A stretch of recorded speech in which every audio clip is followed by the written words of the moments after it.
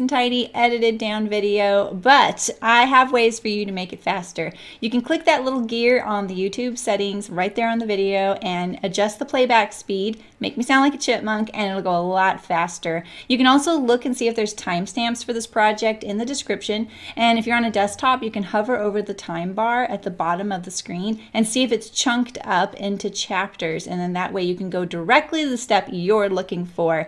And lastly, you can also tap on the screen on the right hand side of the video picture or on the left hand side to make the video jump ahead, forward or backward if you're on a mobile device. And you can adjust that amount in your settings so you can have complete control over how much it jumps. So if you are on a desktop, you can use the fast forward or the rewind, and that will make it go faster as well. You can also enable subtitles, and the little CC on the screen will enable closed captioning. That way, if I am a little bit harder to understand with that double playback speed, the subtitles might help you out. All right, well, I know that it's not a nice little edited video, but if you sew with me, we'll get there together and it'll be lots of fun. And now for the live stream. Happy sewing!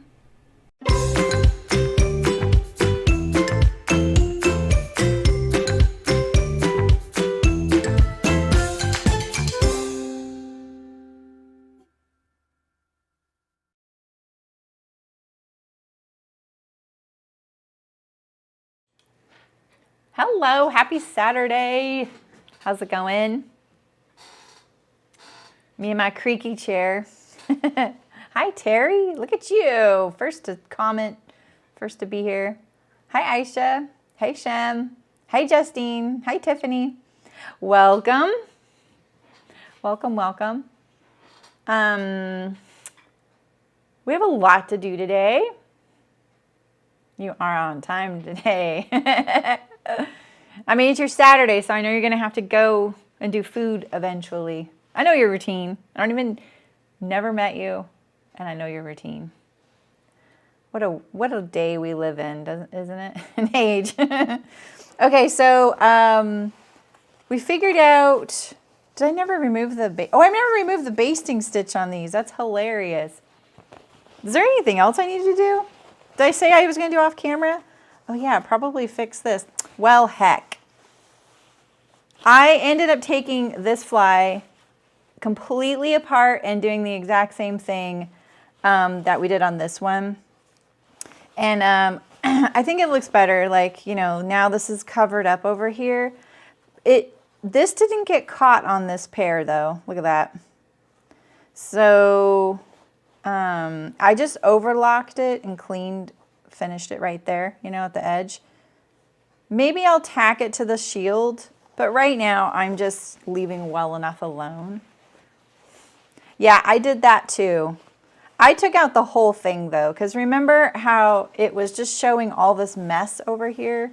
See, this is, why did, oh, when I take out the basting stitch, this one won't be caught either. Okay, I'm just going to tell you, if you have not sewn these, this is definitely becoming a go-to pattern for me. So I like this pattern a lot. There's just a few things that I would do differently. One of them is I would not put the pockets to the center front, and I'll show you exactly one of the reasons why.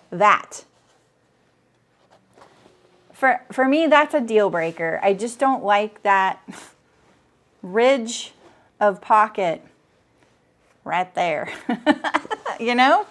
So what you can do is very easily just trim your pocket pieces straight up from here. Straight up, just like that. And then just finish that complete edge. Let them hang free, tack them in the waist. No harm, no foul, okay? So yeah, let's take out the basting stitch and let me just fix that really quick. I'm sorry, I did so much work on those others after the stream that I didn't realize I had stuff to do on this one. So we'll just warm up with a little seam ripping like we do. Hi Diane, how's it going? Hubby's doing it today, nice. Yeah, right, it was so easy too. Like I was like, oh, I don't want to take all this out. But I had already gotten those little holes at the, I'm not taking the basting stitch out the way I always do. This is not good. You guys distract me. I like to take out the basting stitch so it's a complete stitch. so that you don't have all these little tiny threads there, right? So yeah, I got a phone call and I was sitting here. I am just one of those people that can't sit and just do something like that, like talk on the phone. You did, yeah, Curtis, exactly. Hi, Malin, how's it going? So I just like removed all of it during the phone call. It wasn't even a very long phone call. And then I just resewed it. And I didn't baste the center front again because I was like, you know, I don't really want to rip a seam out right here again. This fabric is not the most forgiving. That ripstop isn't the most forgiving for like a needle hole. So there is a little bit of that there. It's a little tired. But I think with wear and after, you know, like washing it a few times, your edges get that kind of patina. And that'll kind of blend it in. Hi, Andrea. How's it going? So, yeah, I was kind of surprised. Doing a zipper fly seems really complicated. And it's really that there's just a lot of things interacting with one another. There's not really that many seams, though. Hey, Margaret. Yeah, right, Terry? I totally agree. So, let's just take this out. I don't know why my pocket on this side doesn't reach. Because, honestly, there's just some quirks. Let's just say there's some quirks. I usually like taking out this basting stitch from this side, but gosh, I just cannot. I am not good at grabbing it in this tricot interfacing, you know. But we'll try a little bit. See if we can get, it's a basting stitch. Oh man. And then I'll just finish that edge on that one side, and then that way, it'll at least hang free. It's still caught in the center front. Like I'm still gonna get this ridge, right? I don't know. Yeah, exactly, Mullen, totally. What I think, Shim, is that the pocket shouldn't get tacked to the center front. I would just like take it out right here. Like I would just cut your pattern piece. Just lop this off. This is so not necessary. And it creates this ridge like this. I don't like this. It's really ugly. And it catches your eye, you know? So, yeah, and I was trying to follow their instructions so that if you wanted a tutorial, and I pretty much did. The only thing I did differently, once we realized how narrow this fly facing is, that's the other thing I would do. I have a list right now. So if you want my list of things I would do, I would widen the fly facing, first of all. I would fix the pot. Okay, I have to, oh, I would like a waist notch right where you baste the seam together. If there's no notch there at the waist, I would like that.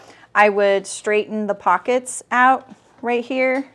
I would lengthen the pockets, but you have to keep it free from the seam. And mine, I don't have it on my to-do list since I already did it. Let's get that little thread there. And the last thing, oh, I just need to change my pocket facings to reflect that I lengthened my pocket because I didn't do that. So those are the things I would do. Yeah, you can't not see that. I'm going to leave it right there. Threads finally broke while I was serging last night and I was forced to manually rethread. Oh, goodness. You got your serger comment. Nice. That's right. Are you the one that said you've never manually threaded it? You've just always pulled them through? I kind of love that.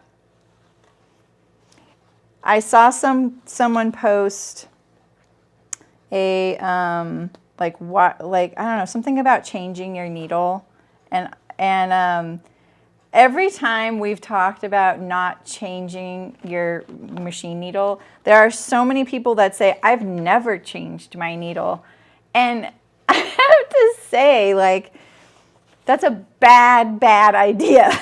You need to change your needle. And I liken it to, like, if you cut a tomato with a credit card, you know, and you're like, why doesn't it cut? You know, straight up. That's what I would do, Andrea. I'm not going to on this one because it's already inside here, but I would take your pattern piece and I would go blurp. I would just lop it off. So I'm going to keep it like this just because. So I'm going to serge this really quick right here. And I won't bug you guys with my camera and stuff.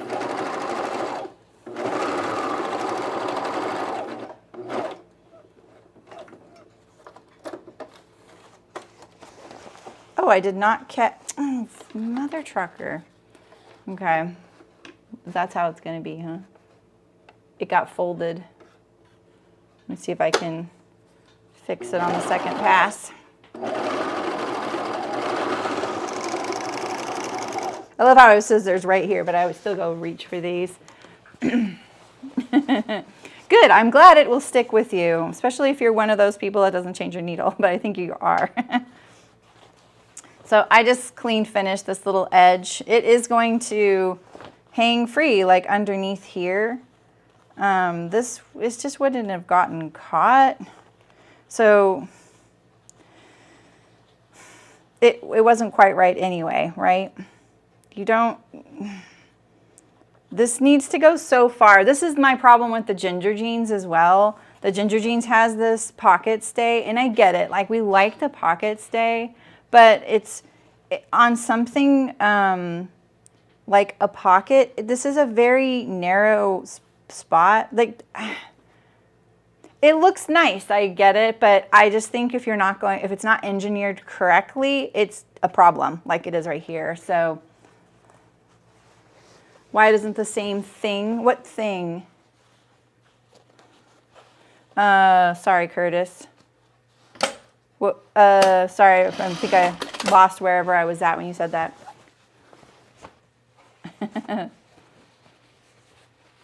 I might hand stitch it there. I don't know.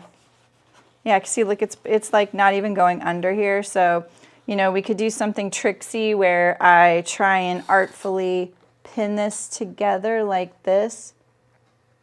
This one I think will definitely require some stitching because it's even shallower than my other one. That crotch ridge. Oh, why? Oh, it does. It does. It's there. It's just less pronounced because the fabric is darker and thinner. And this one over here is also loose. So I was able to iron it away. I actually ironed underneath here to try and get rid of it. I can't here. It's inside the fly facing. Why? See, this is the thing is like if you're going to do a pocket stay, a lot of people, pattern designers, home sewing pattern designers, they don't want to give you a left and a right pocket. And so what they do is they give you cut two. And the thing is, this is asymmetrical. This pocket right here, if you want to keep this pocket needs to end right here, right? It needs to end just past this seam. So for your size, you could engineer this to fit to go there. And then you'd have maybe a little ridge of your seam allowance there. But if you don't overlock it or anything, it'll be less noticeable through the fabric.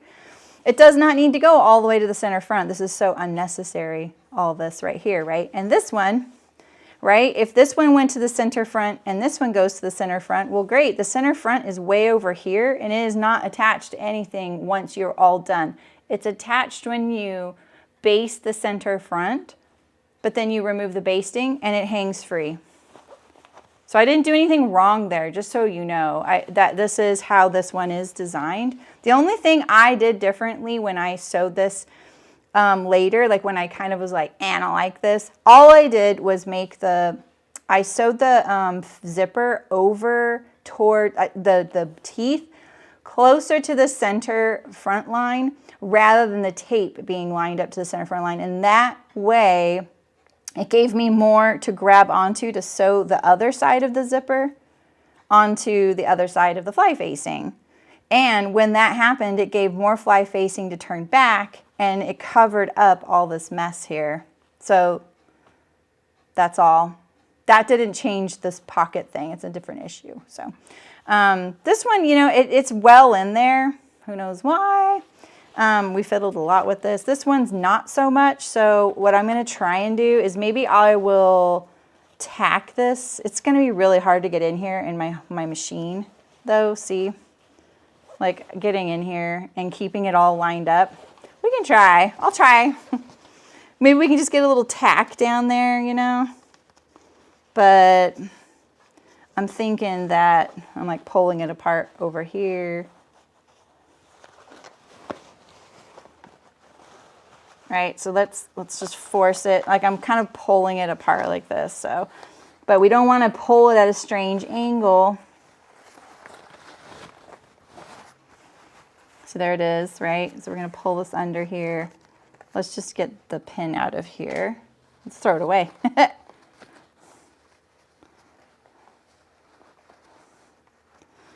And at least maybe if I could just tack it a little bit, it'll help, right? I really want to pin it, but I just don't think I can. I don't want to pull it too far down. I just need to know that it needs to go right to here. That's what I need. So anyway, we're going to go right into the welt pocket after this. And if you haven't prepped your pieces, don't. You don't need to. I'm going to alleviate you of that. Okay, I got a little tiny tack right there. Let's see if it's, whew, don't want to catch it on this side. That'll do. I mean, there's going to be a waist facing over this, so I forgot that. So that's the other thing, is that this pocket is going to be inside the waist facing. So, you know, that's going to hold it down. That's going to hold it down. I keep forgetting this has a waist facing. All right. Pocket, the zipper's way in there, which I love, so that you don't see it when you're walking around. Why does this look like it doesn't match? Well, we know it does. Okay. All right, so we want our pocket facings out. We want, you're going to need your pattern piece with the welt pocket on it. I just photocopied that particular pattern piece on my printer in cardstock, and I just cut out the box. We're going to need our pocket lining, and we're going to need our backs. And I think I'm going to sew this butt patch first so that we're not doing it when we have the pocket on there. So butt patch first. And we're going to keep the backs separate. We're not going to sew the center back seam till the end, till like after we do the side seam. So don't go ahead and do that, because if you haven't done your cargo pocket, you're going to be really mad at me.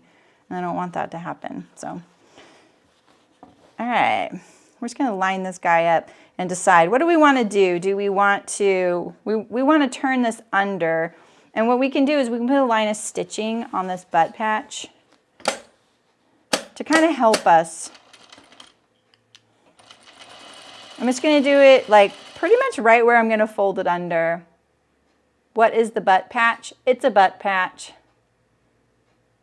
Did you not do the vertical stitch on the pocket bag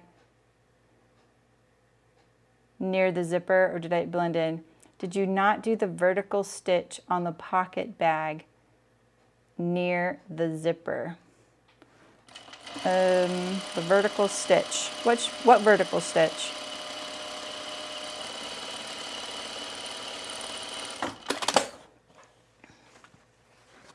Yeah, it's like it literally is just a butt patch, Amy. Nothing else but like a second layer. Sorry, I wasn't trying to be flippant. I just saw a long comment after yours and I was trying to read it. Let me get my fronts back out. Did I do a vertical stitch near the pocket? Step, okay, I don't have the instructions out. It's on page 10, step 6. Oh, I did not do that. Yeah, I did not do that. You're right. I forgot that. I have the line on here. I forgot to do that. Yeah, I mean, basically, it just prevents your hand from going past that point. That line, that would be a great guideline to straightening out your pocket. Yeah, I have it. You can see this faint yellow right here. Yeah, I got it. Okay. Yeah, I didn't do that. His pockets are pretty narrow. I don't really think he really needs it, you know. I'm going to go to the iron and we're going to draw this stitch up and then we're going to turn it under. Oh, let me turn my computer. Yeah, sorry about that. Thanks for the reminder of that. If you want that vertical stitch, you had to have done that earlier and I did not cover it. I was a little discombobulated when I did those pockets, huh?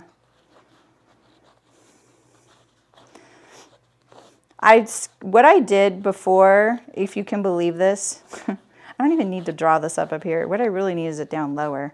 That's enough up there. What we need is here. You could break this up into 2 sections so that you don't have to pull your gathering stitch this whole thing. And it'll be a little faster.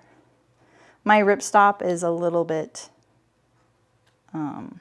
tightly woven.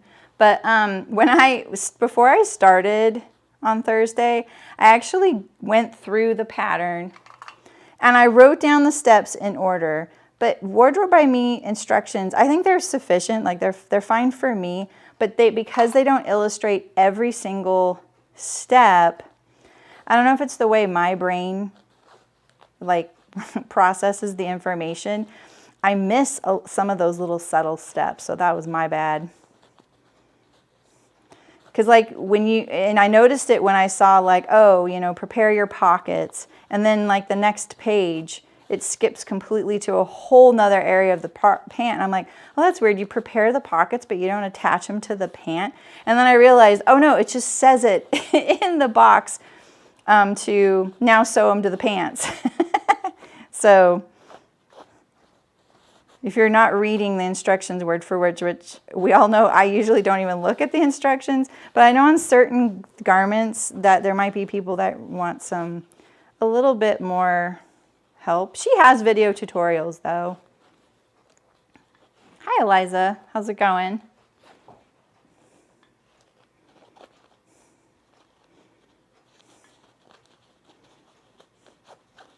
Maybe I should just do 1 pair today. Would you guys rather me just finish 1 pair today so that it doesn't take so long?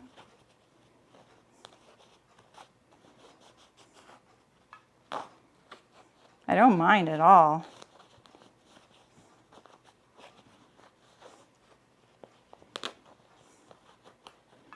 Because I could just maybe finish the canvas pair since they're lighter in color.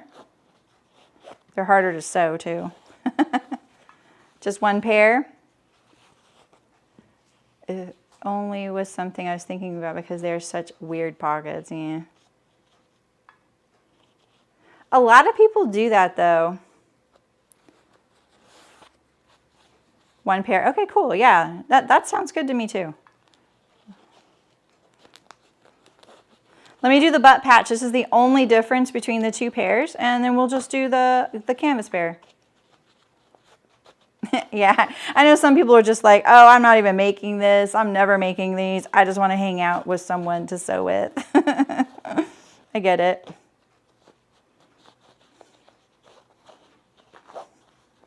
See, pulling from the top here. I just could have just stopped my stitch here. This is too straight. I don't really need any gathering. That's why I say you could do it in 2 sections, or maybe just stop right here.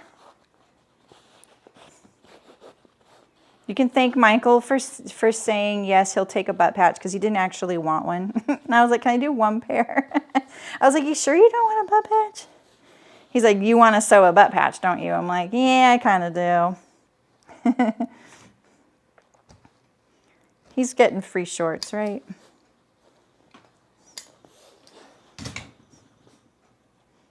I'm going to do a little, make him try these on tomorrow or Monday with the camp shirts I made. I'm just doing it all at once.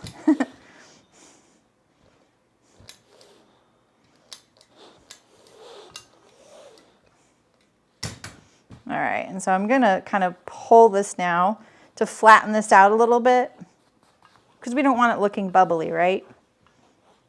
but we really wanted a nice smooth curve when we go to put this on. We're just trying to make it easy. So it may be a little extra work, but the next step will be pretty easy. This is the test. Can I iron this pretty much flat? Almost, right? I'm gonna break my thread probably. There we go. Now it's nice and flat. There we go.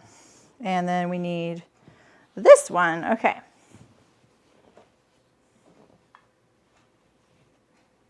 Oh, thanks, Andrea. Cool.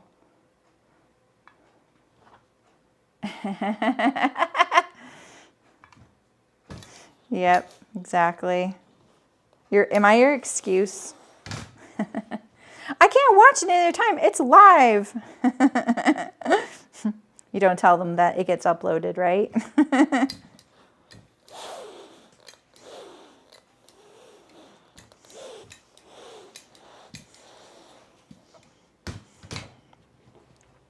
Okay, so see how it's kind of bubbly, right? So now I'm going to stretch this out a little bit, like get rid of some of that gathering stitch. This one's actually sliding along nicely. The other one was a little bit more hung up. We don't want to give them bubble butt, although my husband could use a little bubble butt.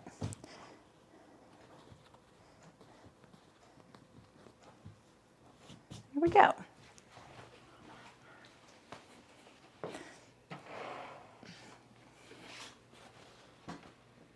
You know, this is, I think, a cotton ripstop, maybe a cotton nylon ripstop. It's kind of a mystery fabric.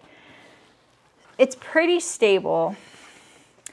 The thing about like regular, like classic ripstop, I do not like sewing it at all. I don't know why, for me, I have the impression that ripstop doesn't rip easily.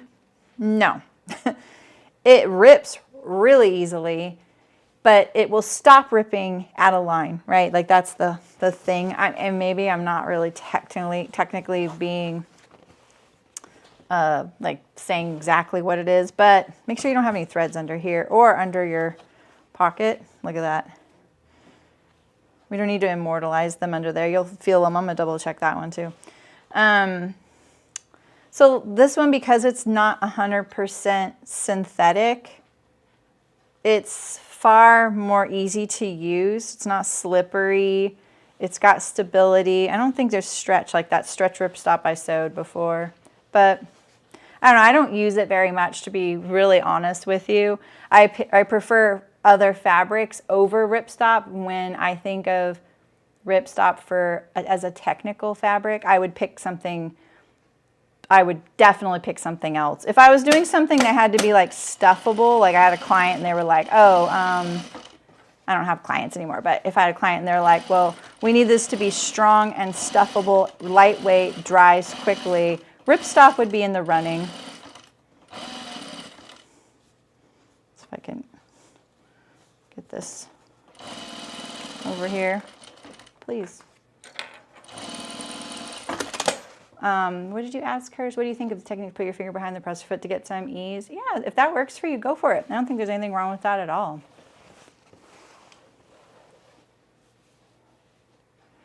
Yeah, I bought this in person, this fabric, so I got to feel it. I love the texture of ripstop. Like this has, I don't know if you guys can really see it, but it does have that classic square pattern on it. Oh, I didn't check for any weird threads under there. All right, and there's our butt patch. What's this thread here? We got rid of this. I'm gonna pull that thread to the inside, since I feel like it could end up giving me problems later. So I'm gonna try and get this strand and pull on it a little bit. There we go. There it is. Now I get both ends into the inside, so I don't have this little cut end poking out of the seam there. All right. All right, so we'll just do the canvas shorts now.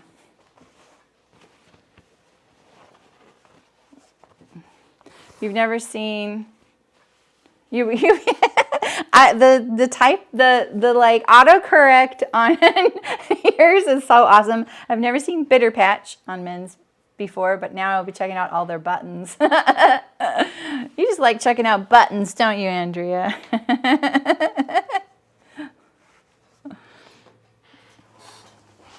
Okay. There's this and this. And okay. All right, so my pocket is in 2 pieces. Yours probably isn't, so I'm gonna sew my pocket together so I have one long piece. I did that so that, because I didn't have enough of the print.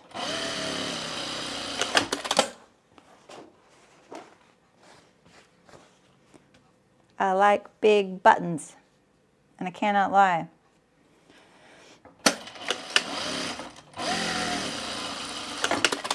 Okay.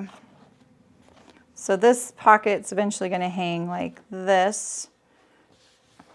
Do I want to overlock this? Maybe. You know how when there's threads in your back pocket? Hi, Adina, how's it going?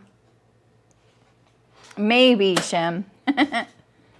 He requested on his old ones and he liked that. I mean, I think maybe like if you're getting in and out of a chair or seat a lot, like if you drive a car or you are doing machinery, you know, like out in the yard, you know, tractors and stuff like that, it is kind of nice because, you know, you could get that little bit of reinforcement when you're getting in and out and that rubbing on the seat there. Maybe, I don't know.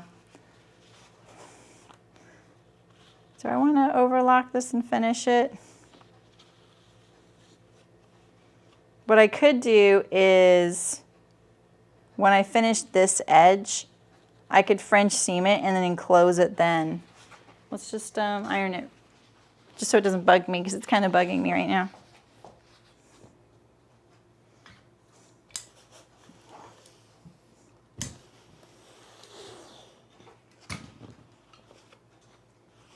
I'm going to press it. I rarely do French seams where you press the seam open and then you press it the other way. But this time it works really good to do that. Because we're going to press it like that eventually.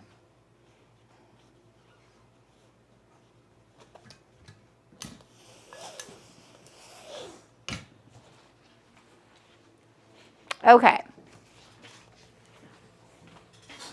You don't use back pockets, Adina? I do. So this is the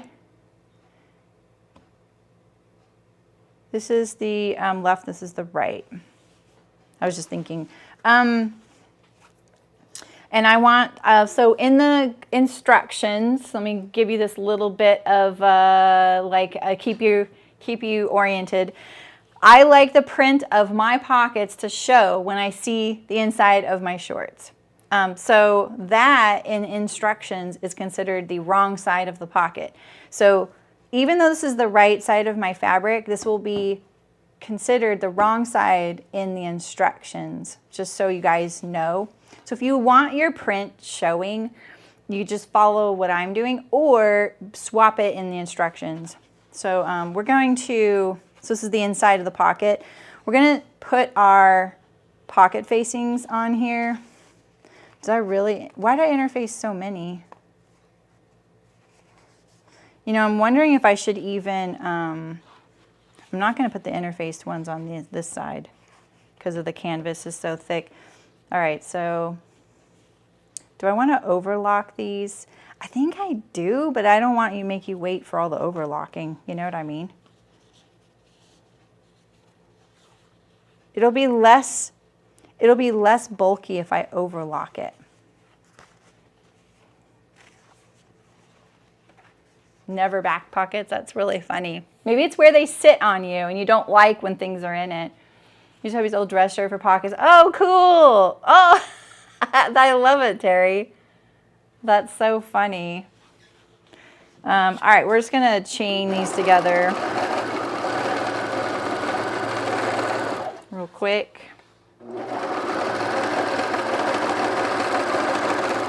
So one of these operates as the facing. So if you were to peek inside the pocket, you would see this, right? The other one is going to operate as the welt. There's lots of ways to do welt pockets. This is probably the easiest, one of the easiest ways.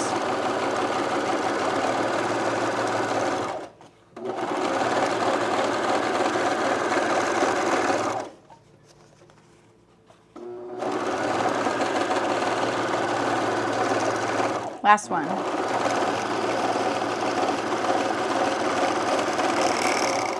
right.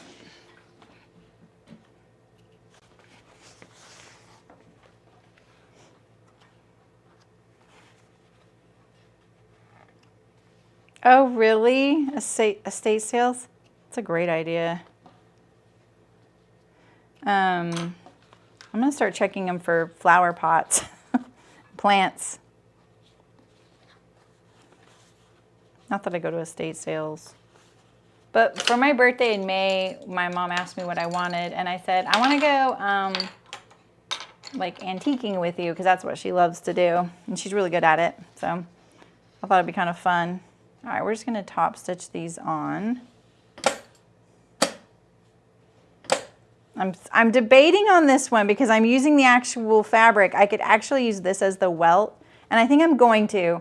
So if you used pocket lining, like you used a lightweight fabric, add your facing to this. You're just going to put the seam line here centered over the notch there. There's not any other notches on here. It's kind of funny. And stitch it straight down. So just like this.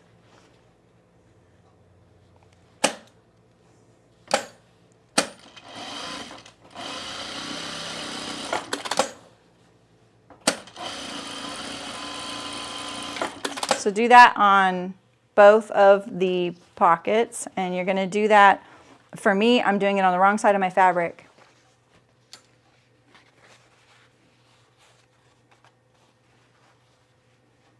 That's so, yeah, I love that, Terry.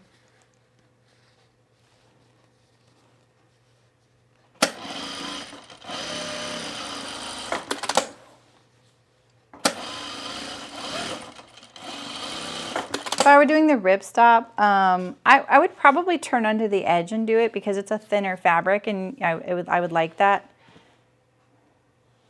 That looks crooked. I have to say, when I was looking at the notches for this, and I folded the pattern like this and like this, the notches don't line up. So I made mine line up using this orange marker. It's not a big deal, but I just thought, I'm just gonna fix it. Okay. So we have our pocket. We have our facing. So you don't have to mark your square until now. I'm going to do this on the pant all the way through. So this is this one, right? And it's like this. We want this one like this, right? That's the one we want. Okay. And if we go like that and we turn it to the inside, I have this straight in my head, and then I totally just like second guessed everything. Right? If it went through the hole and turned right side out, that's how it would be. Oof, I don't think so. Why am I second guessing this?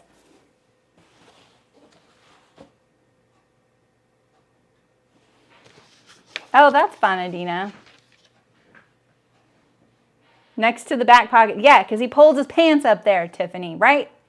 Yes, my husband is the same way.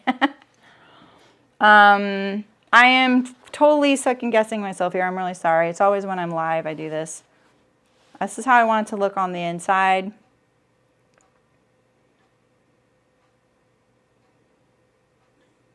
This is the canvas. And it's not from Hearts. Actually, I'm not sure where this is from. I got this at a store in Sacramento. Shim, that's hilarious. Why am I getting hung up on this? Because now I can't trust it. So let's look at the directions, even though it's going to say. Yeah, I know what it is. It's because I don't have the pocket facing on there. Yeah, that's what's throwing me off. If I had the pocket facing, it would be sewn here, and we would put this right sides together like that. All right, so this is how I'm going to do it. Oh, we need to do our dart. So let's do our dart. Let's do our dart, and I'm going to do it on the wrong side here.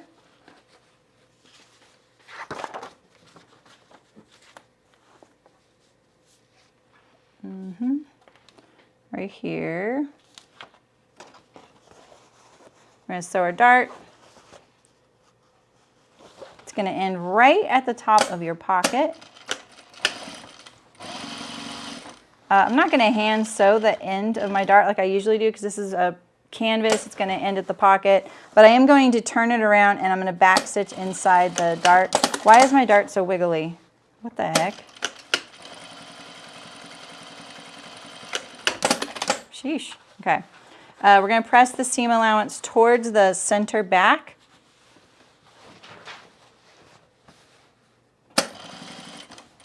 And top stitch it.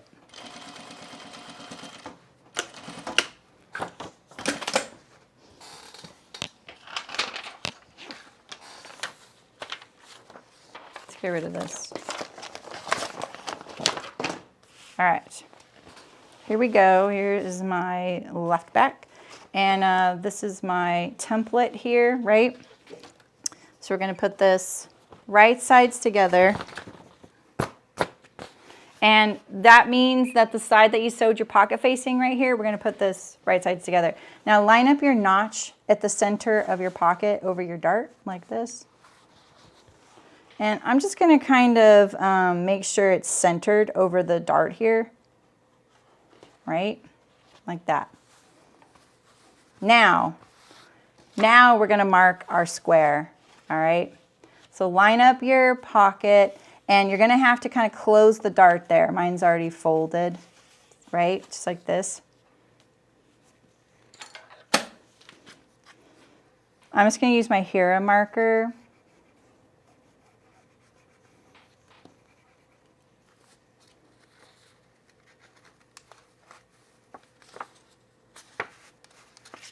Can't see very well. I'm going to flip this over upside down so I can see better.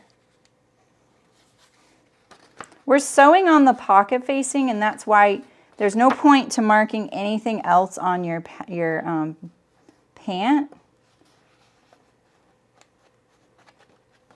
Oh, I hate it when the square is like this. You need a rectangle. This isn't actually quite right. You need a rectangle like that. You know what I mean?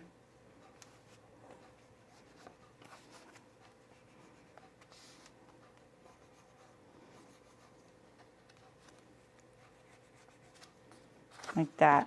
So I'm going to use my ruler and we're going to make sure that our opening is, this one's 3/8. Well, that is so tiny.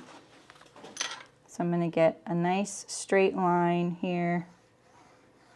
And I'm going to draw a parallel line 3/8 of an inch away. Like that. Make my ends. Is that the end right there?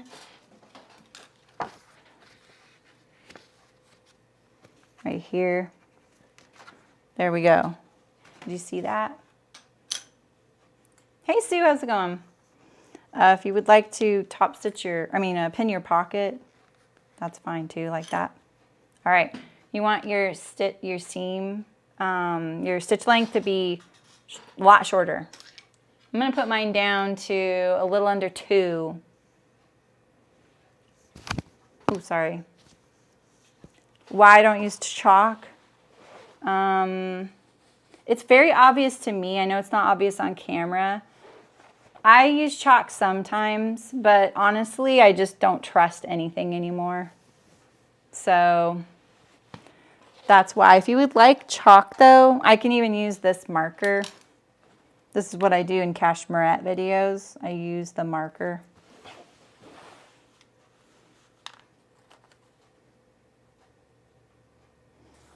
It's great to use the template that you get, but honestly, you need to make sure, be responsible. Make sure your box is actually a box. Is that better? And I say that because you can see like what the dart did to it. It kind of collapsed it, right? And what they're telling you is that this is what your box is going to be. But when you put that dart in there, it pushes it down. See, it closes it.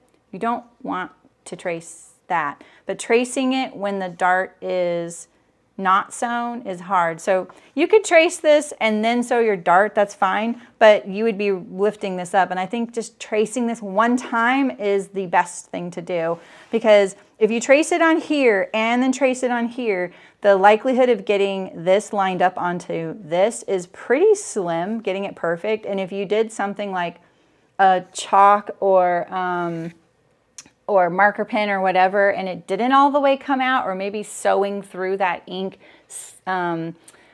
gets on the thread and it doesn't come out on the thread, then you're kind of like, great, I did this great welt, but my marking still shows. So just mark it once. You're only sewing it one time, and you're only sewing it on this layer.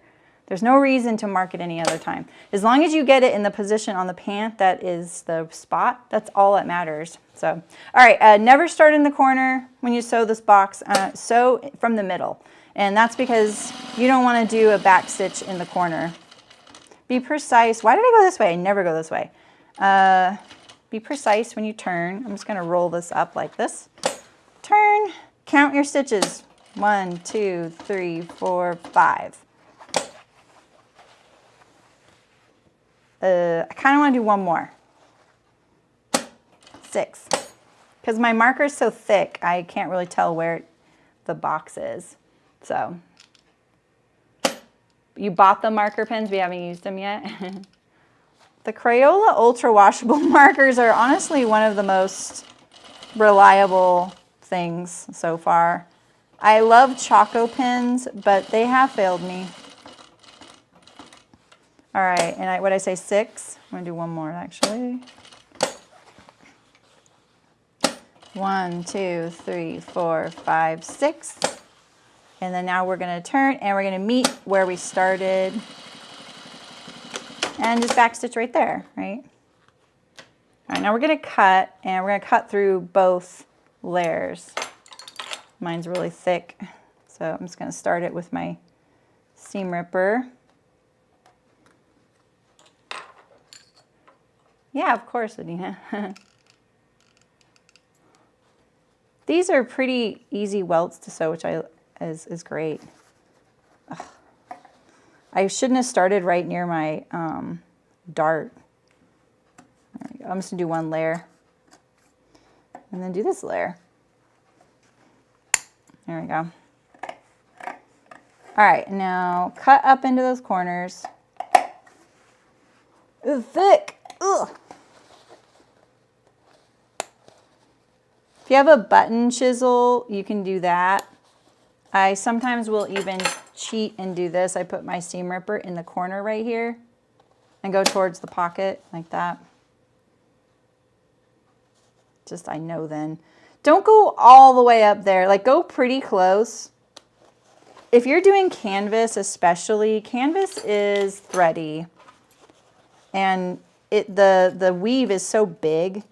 Like, it's such an open weave in some ways compared to like that ripstop. The ripstop, I mean, think about it. Look at the threads you see on this. I like to show you logical things. So look at how big the threads are it took to weave this canvas. Whereas the thread on the ripstop is like, it's like half the thickness, right? So that means this weave is going to be tighter together, and those threads are smaller, and it's kind of a denser fabric. Whereas this is it's like a little bit more open. And so when you cut really close to your stitching, your stitches, the distance between each stitch gives the fabric space to kind of go boing and come out in those corners. And so that's why you want to decrease your stitch length, right? Hopefully you did that. And then don't cut all, with this canvas, I'm not going to cut all the way. I can always come back here and cut a little more, but you can't uncut it. And I still have pockets no matter what I did. After like 2 or 3 years, I'll notice that the corners are starting to fray a little bit. Oh, I should have interfaced this. I did interface this. I did interface it. There it is.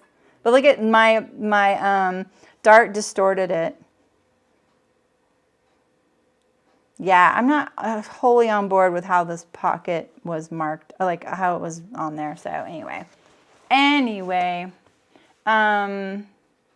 friction pins. Did you watch the SBS in May, Eliza? Can I just pause for a second and show you guys something? Because I don't think anybody here knows this unless they're in my guild. I'm going to bring all this over, but I'm not going to bring that other stuff over. Our SBS, it's a skill building session in the guild, was on marking, like marking a pattern, transferring markings, what markings you use, what markings you don't need, whatever. I bought every single marking utensil on Whack. It was a lot of things. These were like, you can brush all these off. So I did clover, all the different colors of the triangle chalks, friction pins, Chocopee, whatever that means, the Crayola markers, all these things. This was all this box over here. These are you erase these. Not this one. This one, yeah, you erase these, right? All this is erasable. Oops, that was all those colors. These are all heat. Some of them are air. This is all my heat. So if you want the results of that, you should watch that. Yeah, it was really fun. I told you guys I was going to do a video like on YouTube with that, and I was like, no, I'm not going to do a video on YouTube on it. So, yeah, it was really illuminating. And I tested all of them, and like I did them like 72 hours before the SBS. And then, oh, neat, Adina. And then I washed and dried some of them. I did the heat thing in front of everybody, so it was cool. Okay, here we are. We've cut our pocket. Let's just check it out here. I sort of wish I would have interfaced this thing here, you know.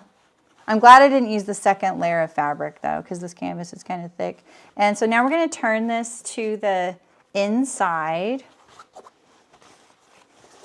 Here's if I got this wrong as far as like what I was supposed to do, and I actually think I did, because I still didn't do this the right way. Oh my God, I know this is wrong now. I did do this wrong. I did this. I'm just going to stop streaming. Forget it. I flipped it somewhere along the line. I flipped it, but that's okay. I can just unstitch this and flip it over. Because remember what I said? I said, make sure you put this with the facing side toward the pant. All right, so now let's just give this a little tug here, and let's go over to the, let me fix this really quick, and then we'll fix this too.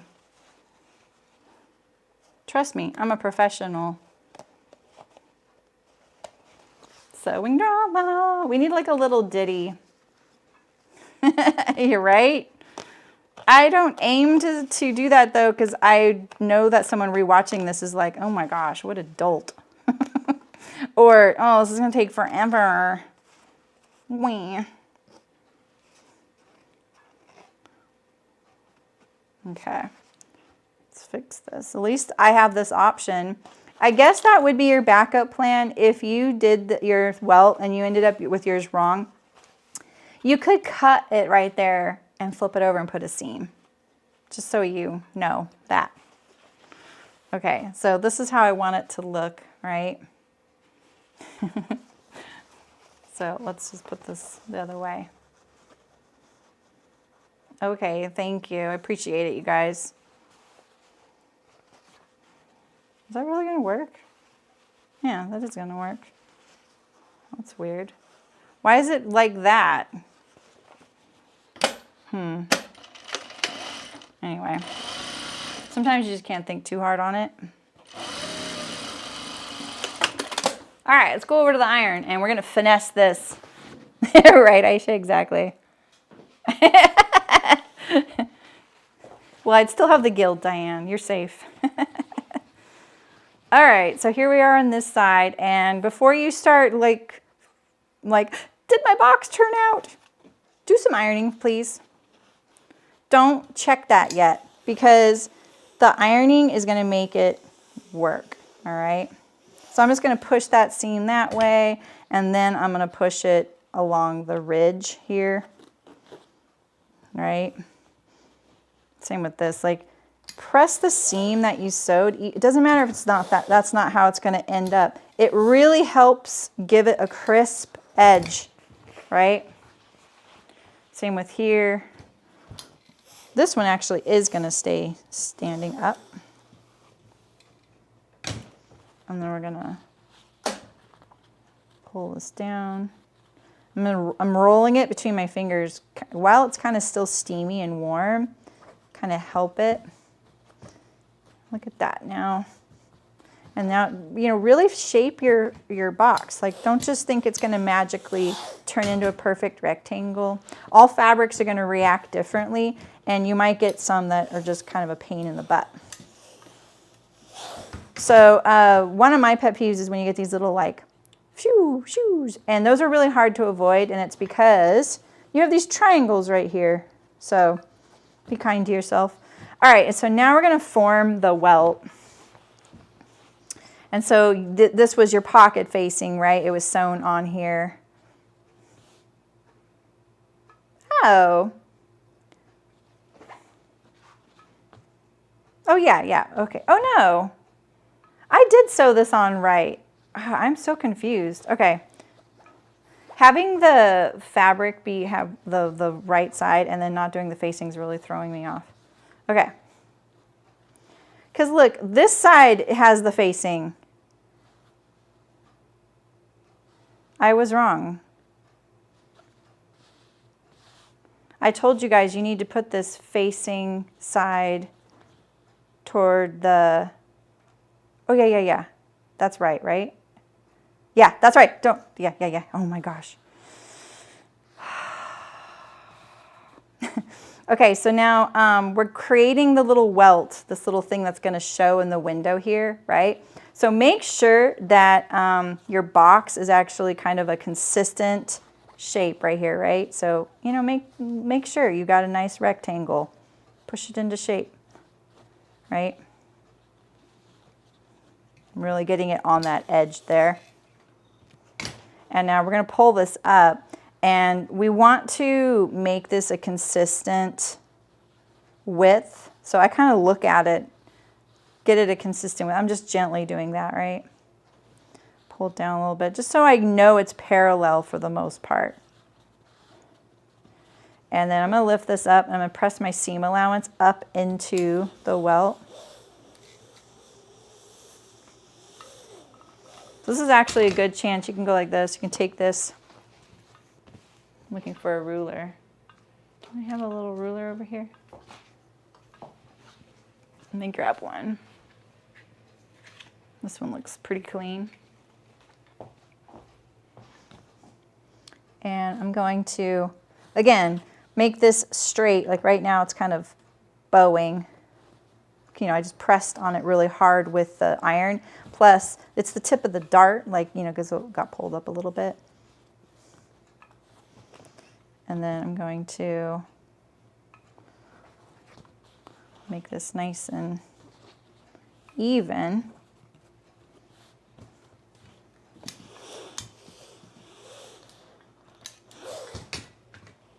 Let's see how it's looking.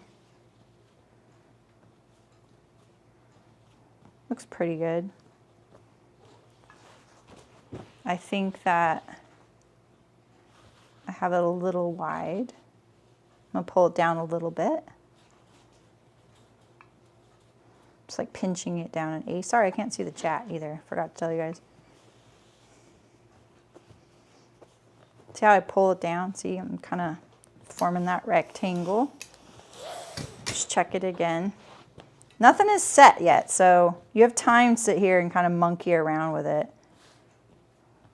I think I'm pretty good with that. This side looks a little wider, so let's make this just a tiny bit taller. Like that. I just keep ironing it.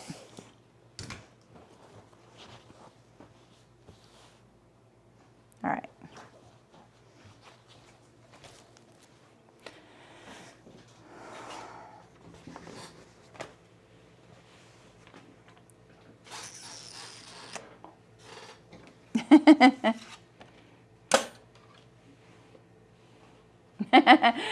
That's true, Tiffany, right? I've definitely made it hard on myself here because I have the seam. I didn't put the facing on. So yeah. All right, so here's how it's looking right now.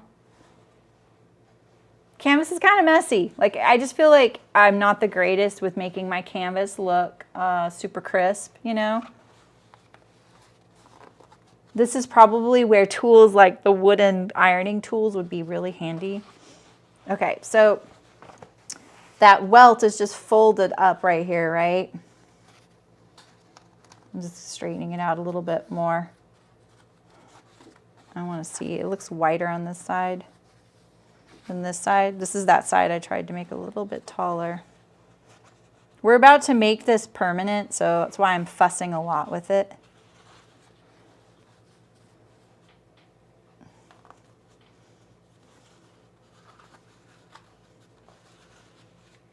Just gonna put this in here and kind of make this a little crisper right here.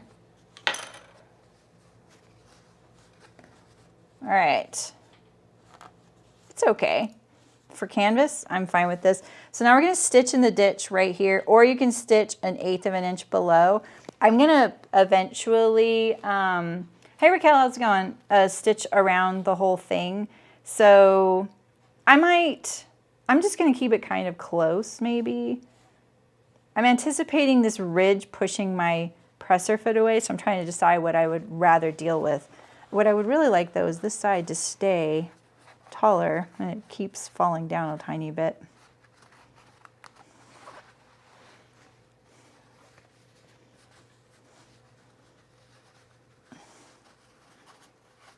I don't want my little corners to be as tall as the rest of it. I'm gonna stitch in the ditch, I think. And I'm just gonna go corner to corner here.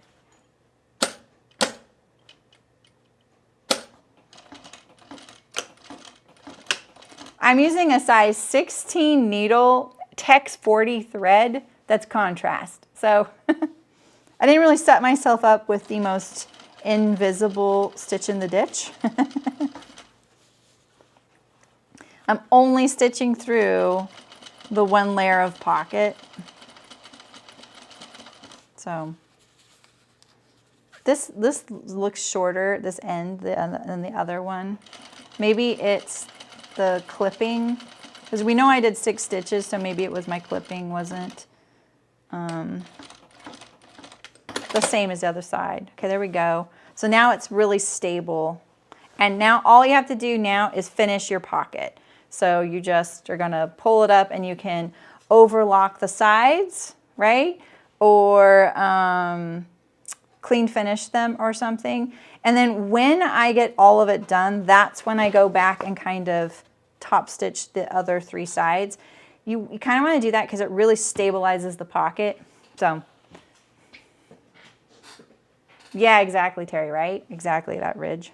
All right, so let's just clean finish this, and I'm gonna just put my right sides together like this. Oh, the other thing you can do too, if you want, and I actually do like doing this, is pulling this away right here And then it's another opportunity to really get a nice straight edge down here. And then stitching right across this triangle where you've already sewn.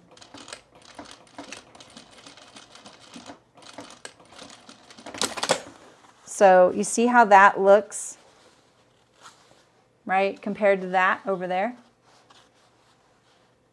It makes a nice difference, right? You don't have to do that. You can just top stitch it later, but I do think this is a nicer finish. Just make sure that you're going to probably see that this end here looks a little curved. You know it's not. You know you sewed it straight. And it's just because, you know, you've been ironing it and pushing it. So, you know, I'm just going to push it back to being straight, right? And just lift it up and look. And also look at, you know, where the top fold is here, things like that. And just stitch on this triangle. And we're only on the pocket, by the way, right? We're not on the pant. It's not going to show on the outside. If you go above and below, that's fine. But we really just need to be on the triangle.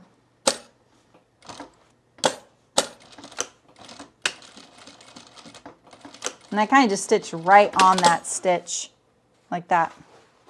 If you do it a little bit more, sometimes you can see how I have this little tiny bit, that little bit sneaking out. That's not a big deal, like when your pocket's being worn. Some fabrics and some garments, that is a problem. And if you have a problem with that little bit right there, you're going to pull this back and you're going to stitch to the left of your stitch line of your triangle, like 1 needle width.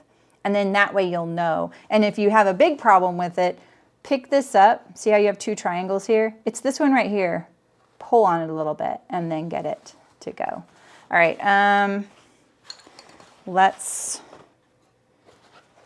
stitch this right sides together, right?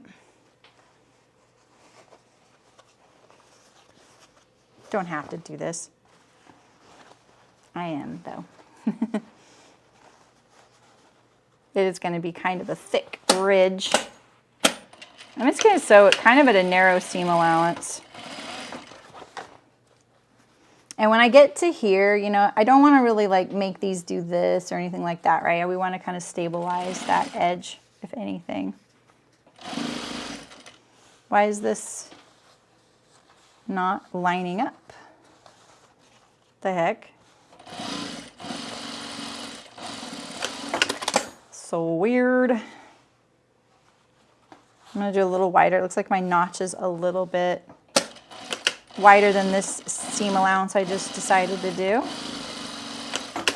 All right, and then now, if you need to clip that corner, go for it. I don't really need to, though. We're going to turn. And then we're going to do the other side.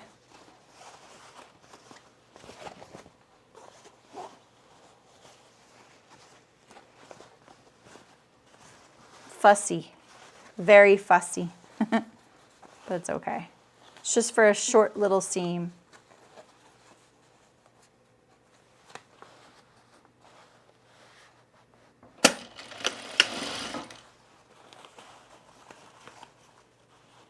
Just make sure you don't pull on that little folded welt area.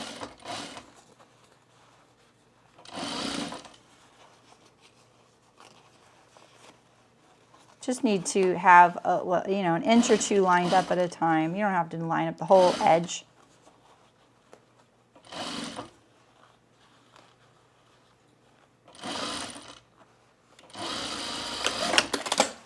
Like that, right? And then now turn it.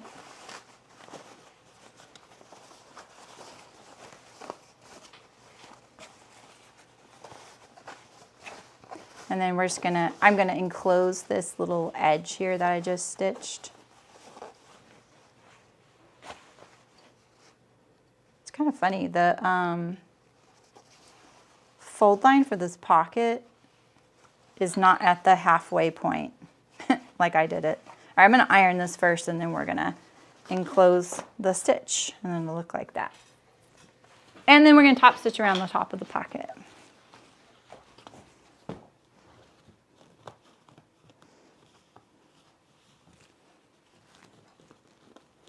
I'm just pressing the seam with my finger first since I can't really get in there with the iron. So I can get it right on that edge there.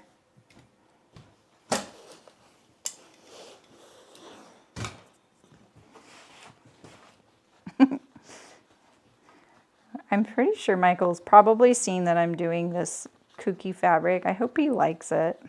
He hasn't said anything. He just got home last night though.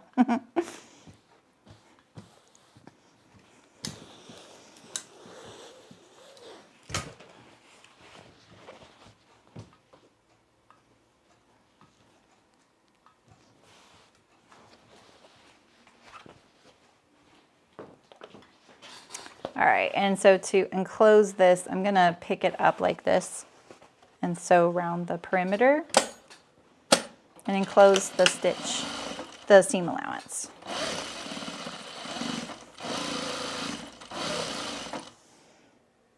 I'm just gonna go down the sides like this because this little not being my accurate fold line. It's a pretty basic pocket. When you see other welt pockets, you'll see that there's an actual fold line on the pocket bag, and there's a few other markings. That's why I didn't know where that was. All right, last thing we're gonna do is we're just gonna top stitch around the pocket on the 3 sides. Don't go on below, otherwise you'll shut your pocket. Unless you want that, you just want them to be fake. That's a lot of work to make fake though. So right here, we're gonna, and I'm going to make this visible. I'm not going to do stitch in the ditch. Putting it back to my normal stitch length too. Oops. What am I? Oh, there we go. I was stuck on that. Hold your pocket shut. This is why a lot of tailors, they whip stitch their pocket shut. This makes the shape more stable. You know, you don't distort it during sewing. It doesn't get caught on anything while you're finishing sewing your garment. It also kind of starts breaking it into that rectangle shape. There you go. Boop. Should we do another one? Aren't you glad we're not doing 4 now? All right.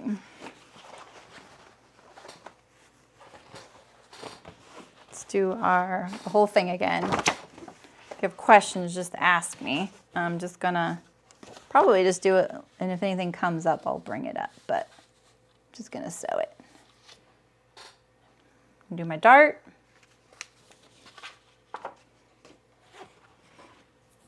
Oh, I did it on the right side. Oops.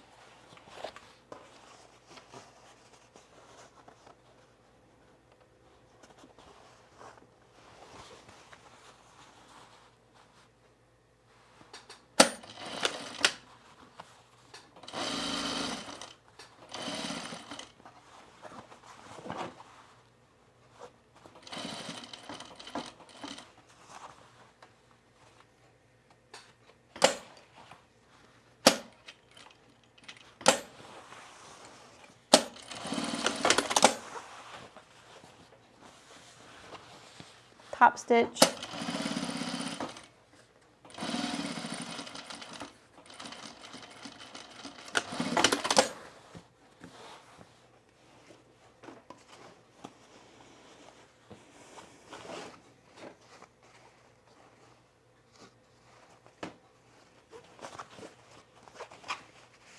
I'm going to put the facing side, right sides together, line up the notch with the dart, and just gonna center my pocket on the dart here, right there.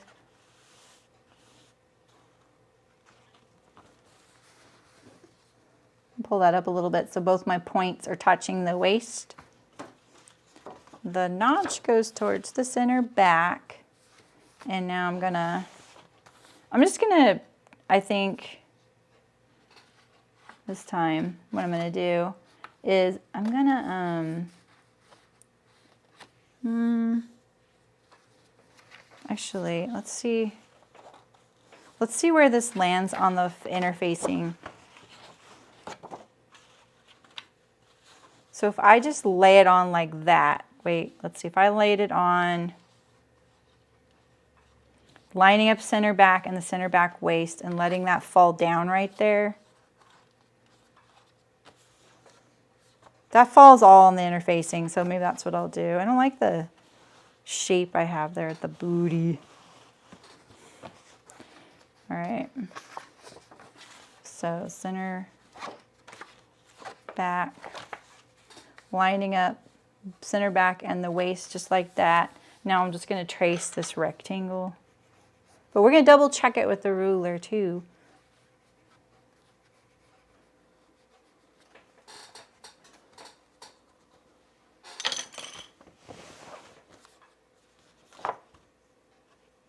That looks pretty good.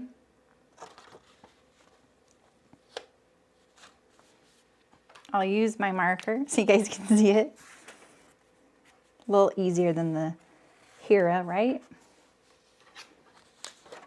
I meant to do it this way though. Let's see. Straight. Yeah, let's make this a little wider.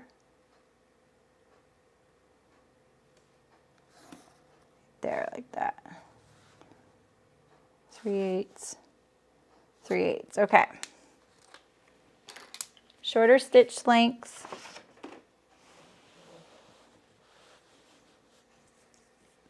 Start in the middle.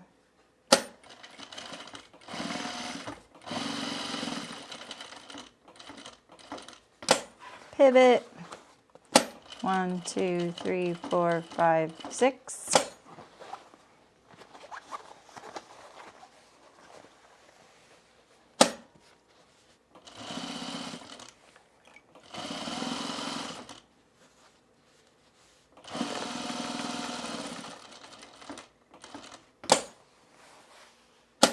One, 2, 3, 4, 5. I don't want to do 6. 6.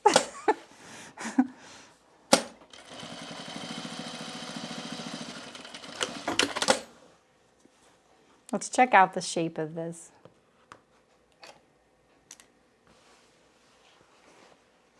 Yeah, I think maybe, Barbara, you're supposed to interface everything. It looks like on the very first page. But yeah, I agree. You'd get a more rectangular shape of your interfacing, right? All right, cut. And I'm gonna start away from my dart this time. Trying to pick up one layer.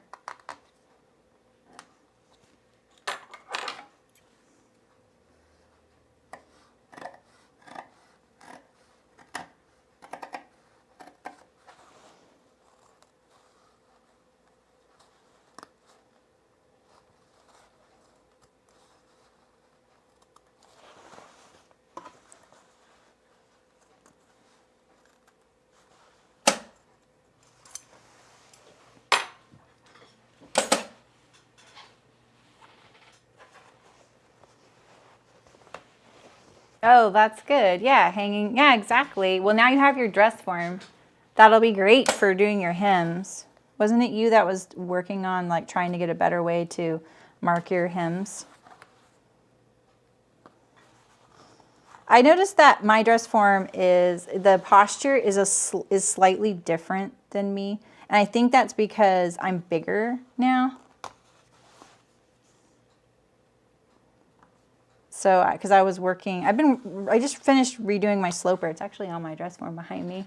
And it's been interesting, like dealing with totally new fit issues, being a different size. So I'm really excited about having a new sloper. You know, one thing I didn't do on that side was that I usually flip this over and cut my corners from this side too. Because doing both layers together, you do not get the same top and bottom. In fact, in design school, when you cut 2 layers of paper, they teach you how to accurately cut both layers at the same time, knowing full well that you have that challenge of getting them the same, and you have to angle your scissors a certain way. All right, so let's press this to the other side. Yeah, I don't think you need that chalk marker then if you have your dress form. Because otherwise, the chalk thing, I mean, like, you are the buddy to your dress form. You know what I mean? Like, the chalk thing needs a buddy. And now you have one. I can't remember your dress form's name, though. I feel bad. That's just fluff, okay. Gosh, I feel like I knew your dress form's name. It's like, it's a character. Is it a character from the color purple? Oof. I have trouble keeping track of all of your names. I have to keep track of your Instagram handle, your YouTube name, your real name in the guild. Now your dress form names. Livy. Yeah. Cute. I love that. Short for Olivia, right? Oh, I'm like, what is going on here? Oh, I just don't have it all the way through. Okay. I was like, sheesh, it felt weird. I was looking at Jack. Okay, yeah, okay, I knew that. That was close, I knew. All right. Boop, boop. You got to do the boop, right? All right, now let's press it a little bit. Press all your, you can be methodical like this. Press each one.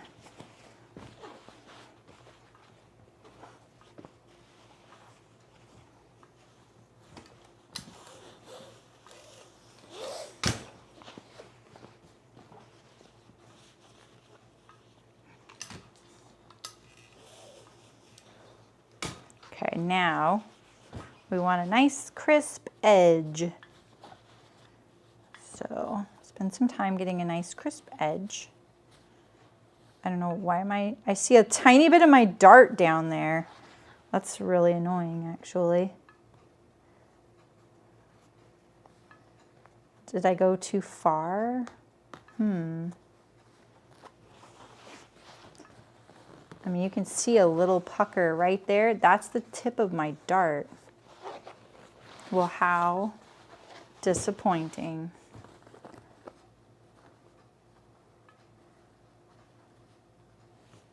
Can I dig it out?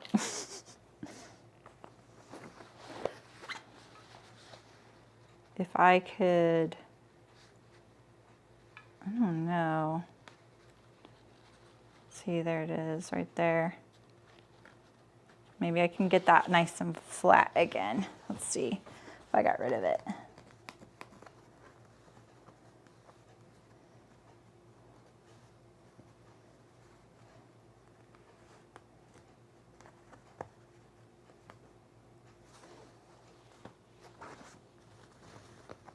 All right, I think that will calm down, but it might take a few years.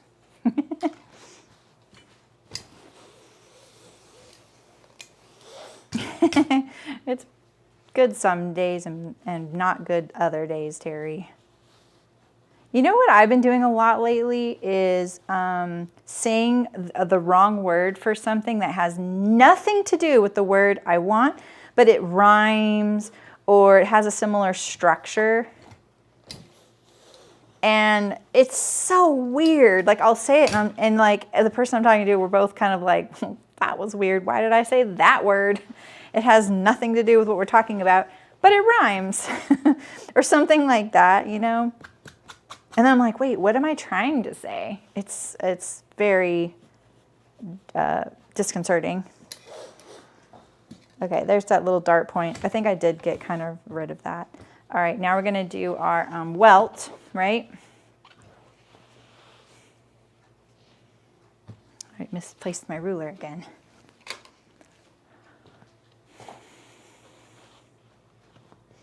All right, so let's press this seam allowance up into, I think most people say not to do that, but I like it filling up the welt. And this may be, I'm not going to say incorrect, but in some ways it could be incorrect for certain applications to do this because of the fabric you're using or the welt style you're using. For this, when you're using a built-on welt, I think it's kind of nice. But in other places where you have separate welts, you would never do that, right? Because you'd have a welt there, it would be in the seam.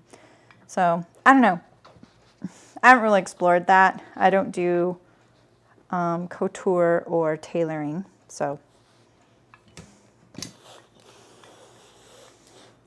I do everyday junk.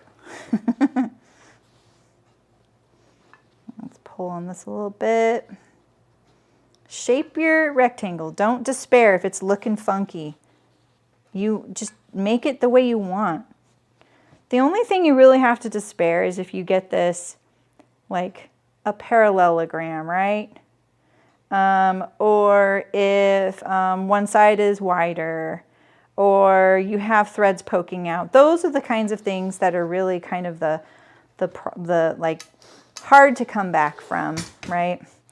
But if you just have a funky rectangle, nothing is done until you stitch it down, you know? So sit here and fuss. Do that with all your sewing. You're the boss, so just make sure you tell it that. So I'm kind of over-rotating this right here, see? Because I can see that little thing under there, right? That's the other layer of my triangle, right? So if we kind of pull this and over-rotate it, get it deeper in there like that. You're kind of like basically doing this, rolling the fabric over, but not rolling it over. Just giving that little bottom triangle a little tug, making the top not tug, getting it nice in a shape you like.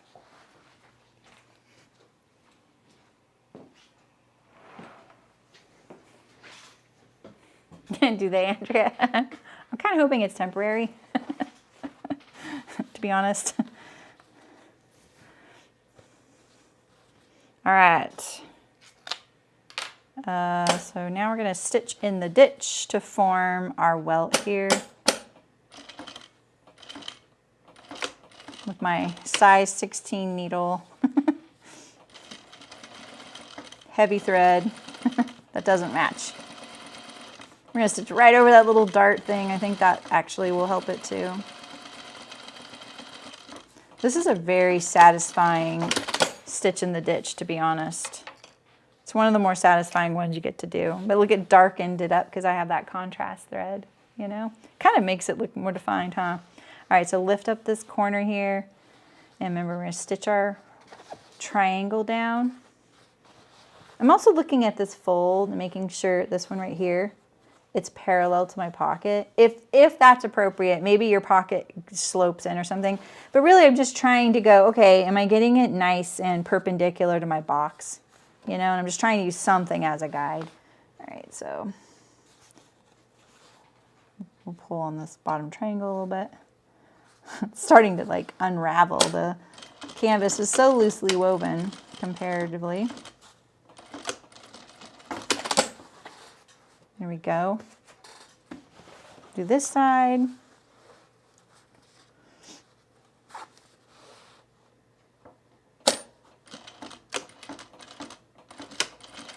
When I did the skill building session on pockets, I did a lot on welts, and I feel like I came up with a couple of things I've never seen before to sewing them, making them easier and just better results, especially with these corners here, because those corners can be a problem. I think you can hammer these down too. Let me get all these little back stitches there. All right. Now we're just going to finish our pocket edges. We're going to then get on to sewing our shorts together more. Let's try and make this a little flatter this time.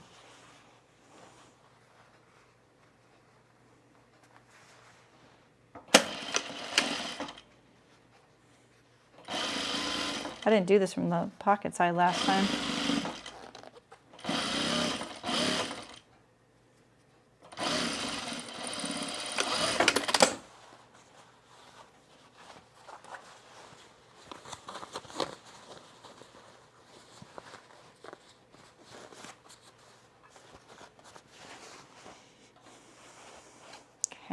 Let's do this one, the harder one. I'm just trying to find like an easier way to do it, but I just don't think there really is. You can, like a lot of people just do this. They just poke it in and edge stitch it. Totally respectable, you know? I just become a try-hard sometimes. I'm like, can I do it? Literally how I came up with the taco method of sewing a yoke.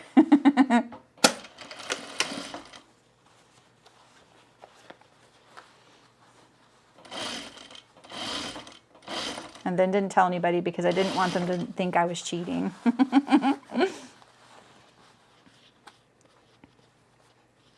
Get all these messy canvas threads to the seam allowance there. All these threads, honestly. Just get them, make sure caught both layers because, you know, sometimes you miss a layer. I'm going to trim that before I turn it.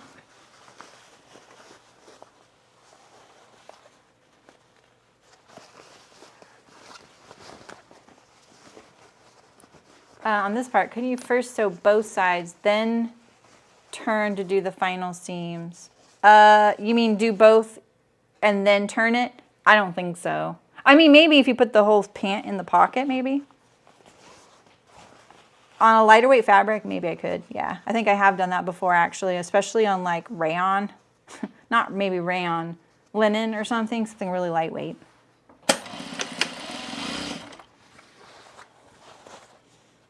I don't really want to stress out my pocket opening too, so I am kind of respecting that bit too.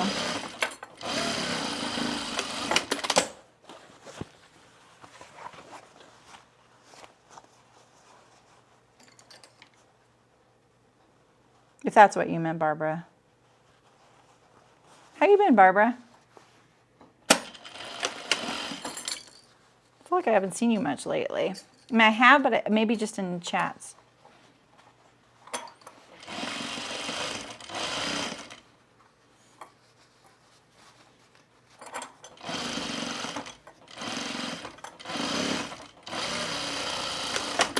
All right. So now let's just top stitch around the perimeter of my pocket. Some pockets have like the little button loop. And where does that come from? There's the button down here, right? And then the loop is coming out of this seam. So you have to do that on your very, very first thing. All right, so let's shape this before we're about to immortalize it a little bit. I kind of want to hammer this to make it nice and flat, but yeah. All right, and I'm just going to top stitch around. You can stitch in the ditch. I just am not.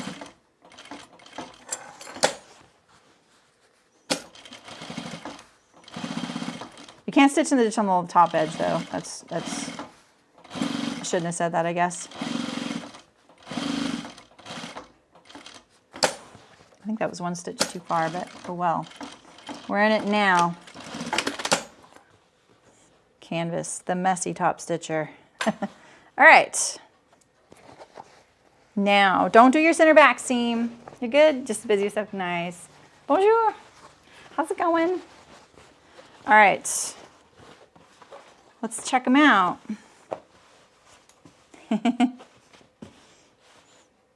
I mean, he's got the dessert on the and the entree on the butt. All right, we're going to do our side seams now and our cargo pockets. So we already assembled our pockets and our flaps, and we're also going to do some snaps, I think. That's right. So let's do these. Let's do it like this.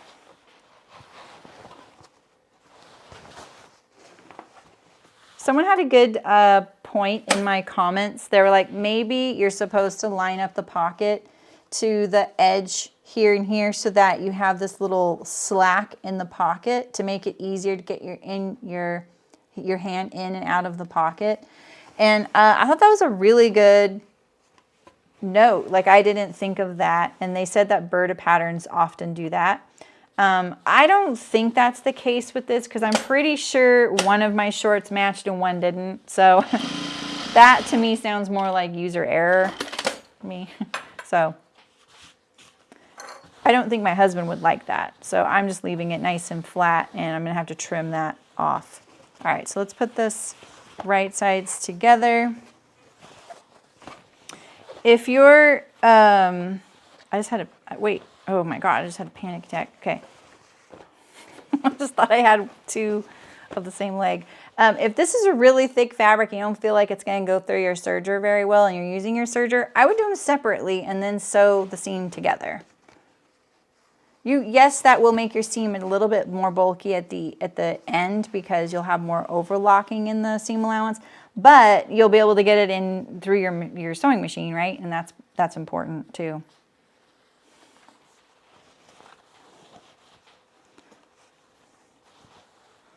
So, because the seam allowances are actually pretty small on these patterns. I'm having trouble getting this to reach over here. See that? Am I going to iron the pocket first? This one? This one? I don't think I need to. It's pretty flat. Does it look not good?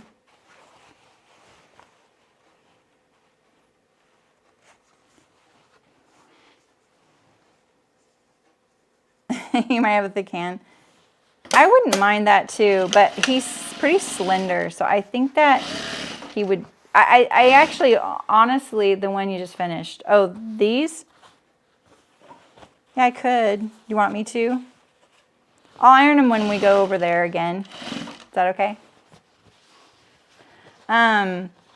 I think really when I thought of that, Shem, I was thinking of our kitchen, and I've told you guys that our kitchen has these really long drawer handles, and like this much sticks out from either end of the drawer handle past where the post goes into the drawer, and it's the perfect height. I'm the perfect height to catch my fly and all my pockets on it. Remember when I ripped the fake fly of my pajama bottoms straight down to the crotch, like all the way to the inseam?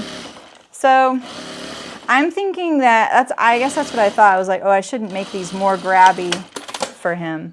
So cutting out a pattern, I looked over at the screen only to cut my own. Oh no! Okay. Get all these threads to the side. Because that hem didn't line up down there, I'm going to start from the top on this side too.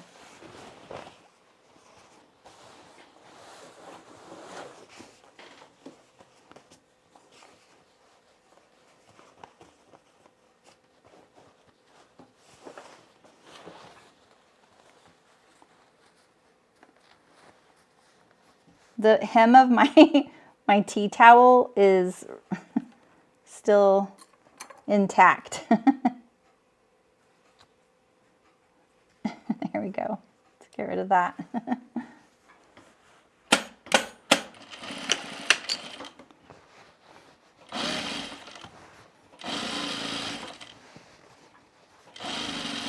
And when you come on the ridge of your pocket opening, oh, there go the deer. It might push your machine away and make you sew crooked right there. It's good to kind of be aware that that might happen. So, hey Julie, how's it going? Is your finger okay, Eliza?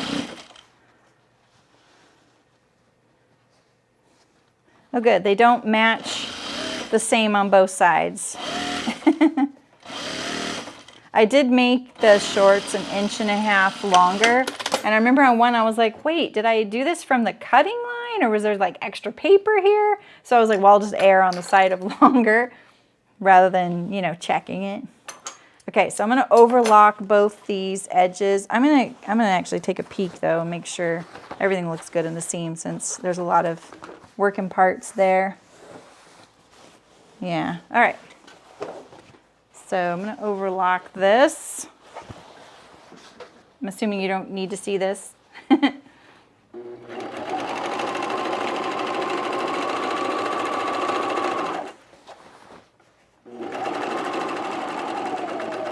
Yeah, it wants to push away my machine at this pocket opening, the serger.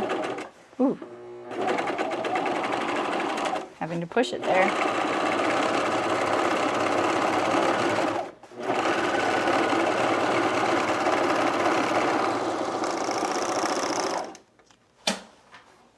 Okay, do the other one.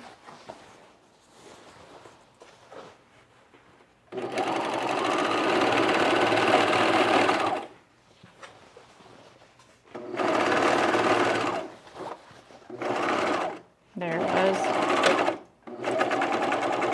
That's the thickness. Yikes.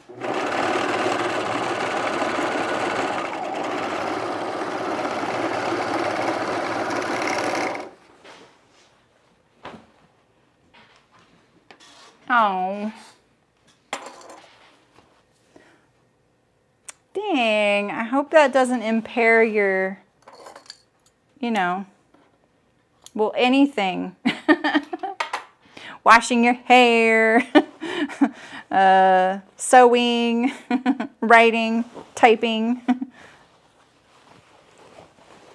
Okay, so I'm gonna top stitch my side seam.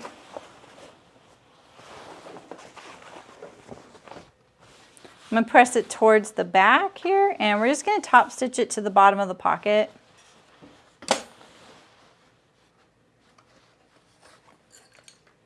I'm gonna get rid of a few things here.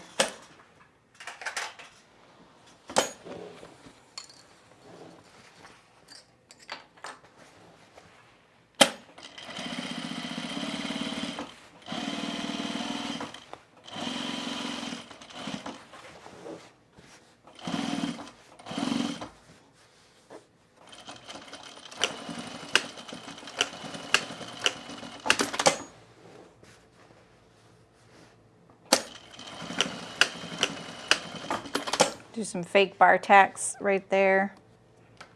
Didn't really need this one. This one's a good one though. All right, let's do the other side. I don't usually do it from the bottom up, but because we got all this short,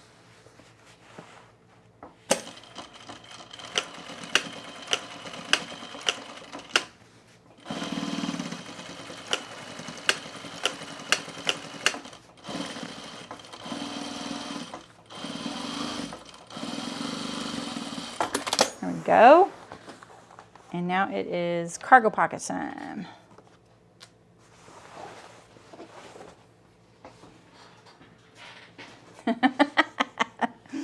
Death by a thousand tiny cuts. All right, so now I'm going to pin my pocket out of the way because I made it longer, right? So let's pin that out of the way. This is my front pocket.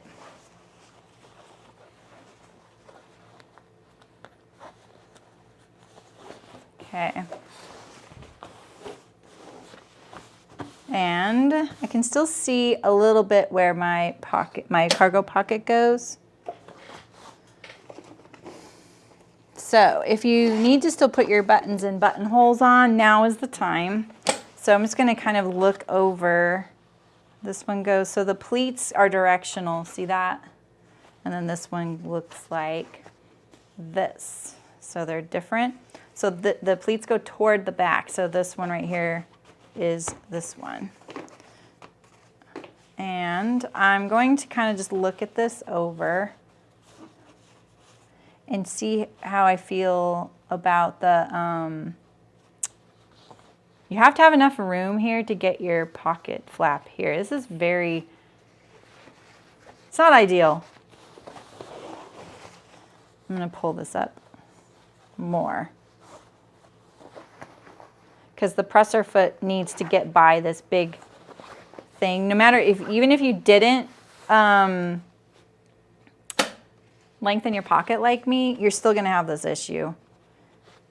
I remember when we first made these for Michael, I asked him, can I lower the cargo pocket? Because I think I made him a prototype, right, or something.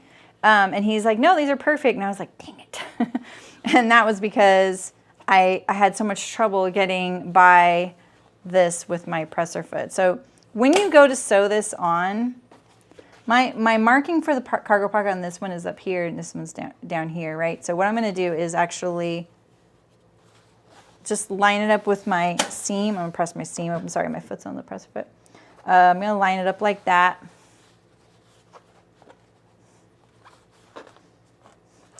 And go with this, okay? And I'm just kind of giving this a gander because I want to know if I sew this here, when you're supposed to butt the raw edge up, sew it, trim it, fold it down, and enclose it. I want to know that this is actually going to match the hole for the button and the snap. And it doesn't, to me, look like it will. Hi, Rebecca. Nice to see you. Welcome back. So I think a better plan is to, I'm going to put my pocket flap on here like this, and we're going to go attach the snap. And do I want it there? Like this, and let's say we do sew that down like that.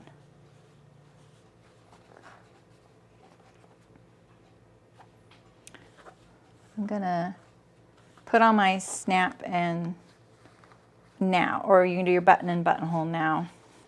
Let's make sure we have this centered. Lots of little ways you can check if things are symmetrical. You know, you don't always have to go by the markings.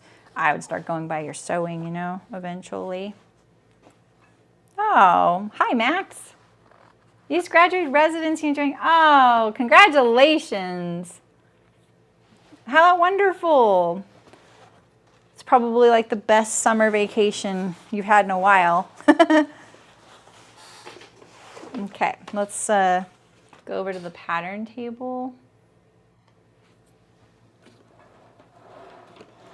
Residency means you're going to be a doctor, right? Okay, I'm going to move over to the pattern table. Do I need anything? Oh, my mouse maybe? I'll take the mouse just in case. That's my face cam's over there still.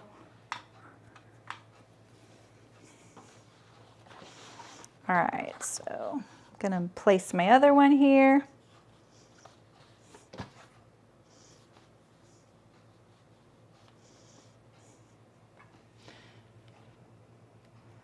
And if you want to do a button and buttonhole, go for it. I'm going to do snaps. I'm into them. They're faster. I have a ton of them. All right, so we decided black on the ripstop. And that's the little ones we're going to do here.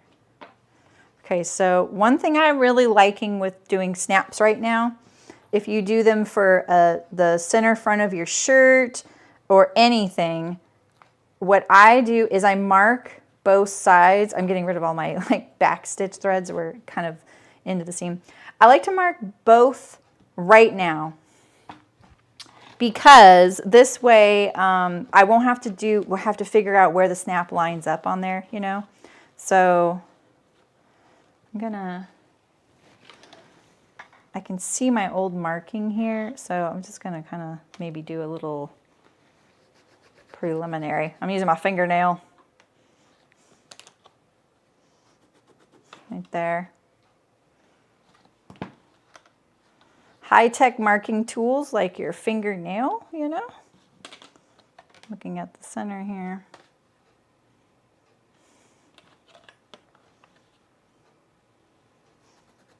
Okay, so we'll put a little dot. Doot, doot. We like that, right? I'm gonna use my screw punch, but if you have a die, you can use that to cut your hole. Usually you get one in the set for setting your snaps and stuff. Getting rid of all these little pieces of paper in here.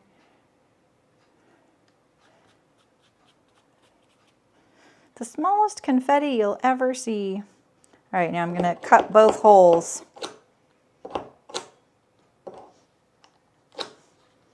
This tool is not meant for this.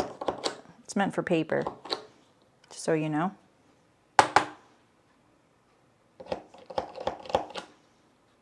In my opinion, doing snaps, the hardest part is the marking. So I just do it all at once.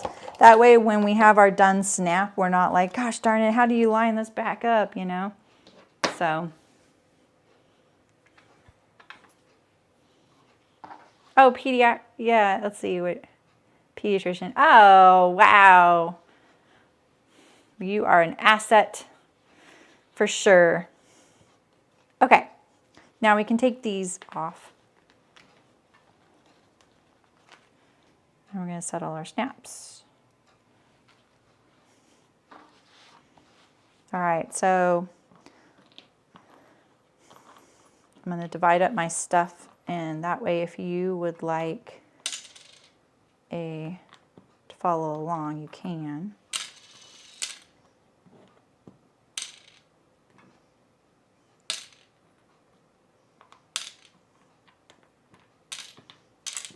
Okay, so for the cap end, you need the cap with the post. I'm doing spring snaps, by the way. And then the female side. Oh, really, Terry? That's really cool. You're in rural area. Oh, neat. I live in a rural area. Eliza just hurt herself. All right, so we're going to poke the cap through the flap. Take the female end, and you're going to take the flat side of your anvil. I like putting a little piece of fabric on here because these scratch. So we're going to put the cap down. So this is the wrong side of my flap. We're going to put the spring snap, the female side, on top of the post.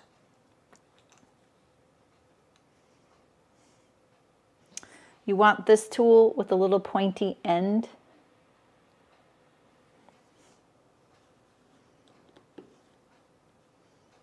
Get everything nice and flat in there, you know, not wonky. And you're going to be confident. Say it with me. Confident. Ready? That's it. And feel it. Feel it. Do not go, yeah, that felt good. Feel it, all right? Okay, that feels great. We'll do our other cap. I got a little dent in mine. I was a little too confident. Okay, post with the cap on it. Face down, female side of the snap, pointy post thingy.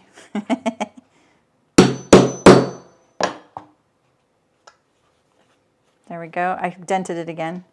This is the only reason that you want a snap press, so you don't dent it like I do. Okay, there's our flaps. Down here, you have this bigger post, the bigger hole, and then you have the male end. It looks like a little nipple though, so it's kind of contradictory, you know? And then we're gonna put this one, the post from the back side up. Oh, this actually should have, ooh. We're gonna put some interfacing back here. We are going to put some interfacing back here. I just assumed the hem went down past that hole. I don't know why I assumed that. Never assume, right? So let's put a little bit of interfacing back here. If you're doing a button and buttonhole, it's not such a big deal, but the snap is going to get yoinked on, you know? And we need to stabilize it.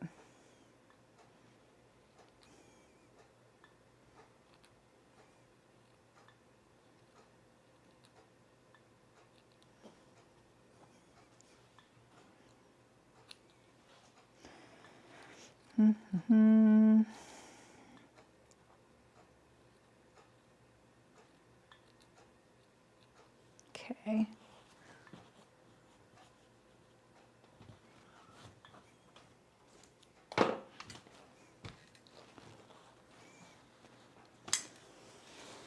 Can't see my computer, sorry.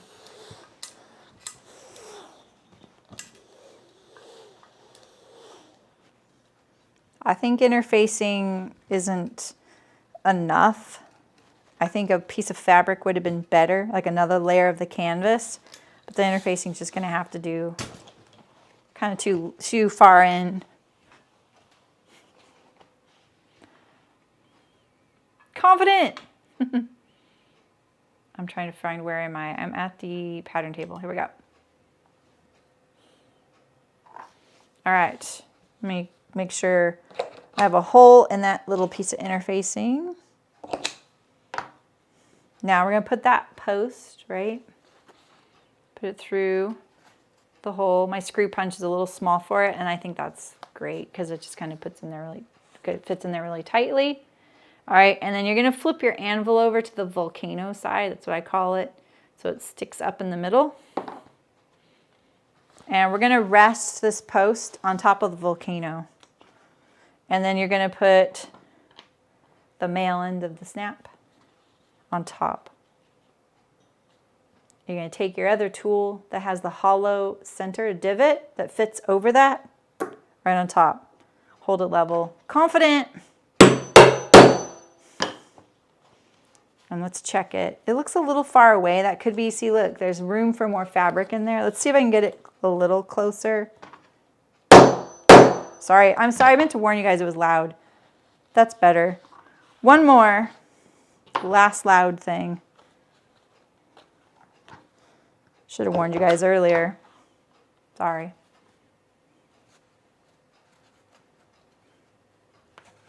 All right. Over the volcano.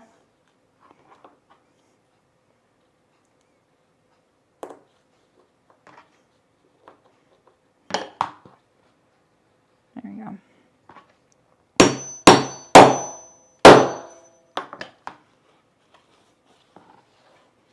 Cool.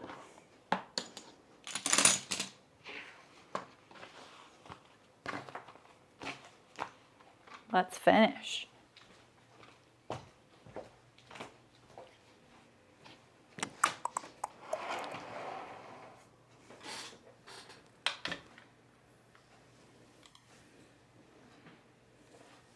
All right.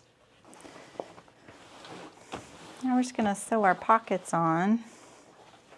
If you want to press around the perimeter of your pocket, you can.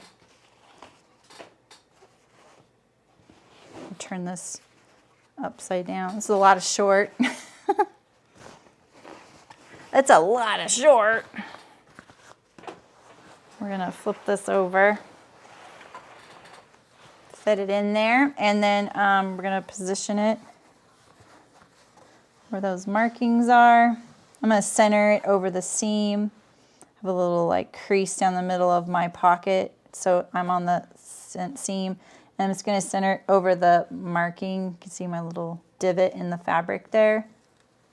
I'm going to line it up with the top of the divot. Because remember, you need enough space between the bottom of your pocket to be able to do this, sew alongside here, and then flip it and do the other side, right? So this is basically where we're at now. Okay. Let's pin it on here.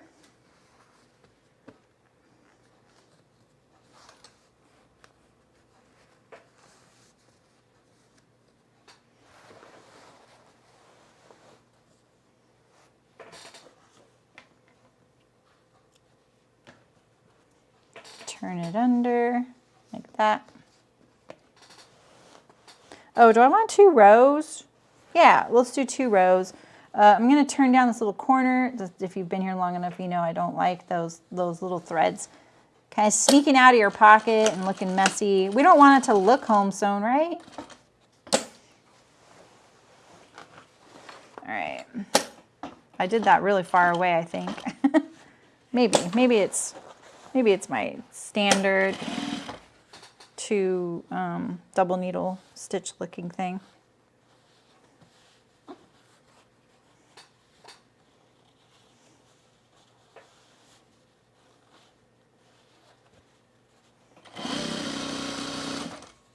Make sure my little corner doesn't peek out. Poke it in there, because canvas, man, every little thread sneaks. Get in there.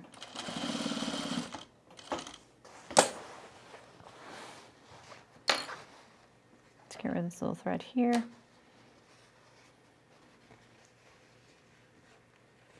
These little pleats might want to open up on you. So you can stitch them shut along this edge that we're sewing right now, like before, if that makes it a little easier to handle. I think that would make a lot of sense.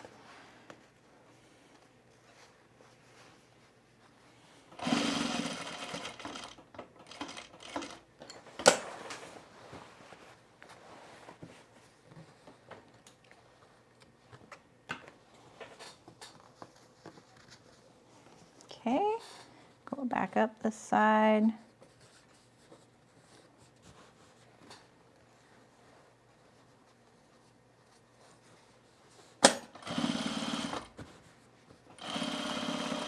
Okay, my pant is too heavy, it got caught there. All right, so I'm gonna turn down this corner.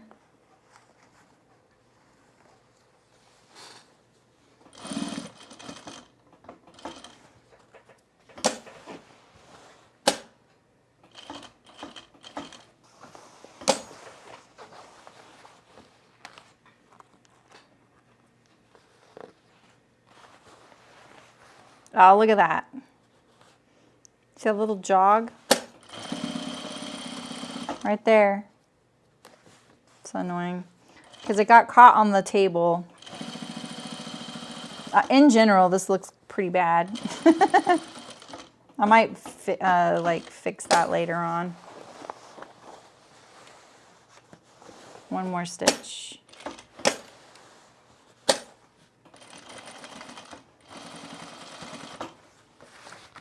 I can kind of see why maybe doing your cargo pockets when they tell you to, it'll be a lot less pant to handle. So it's going to be up to you, like what is more annoying to you. For me, like dealing with all of this pant while I was doing the zipper, that just didn't sound great to me. That's why I did these after. So let me trim this little thread. There we go. All right, and then the flappity-doo. I feel like it's up here with me.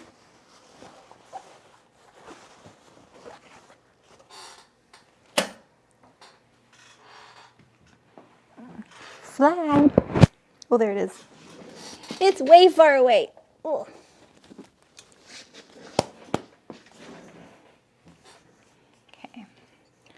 Trim a lot of these threads, get rid of some of them. I'm going to trim this edge down though when we go to turn, right? Okay, so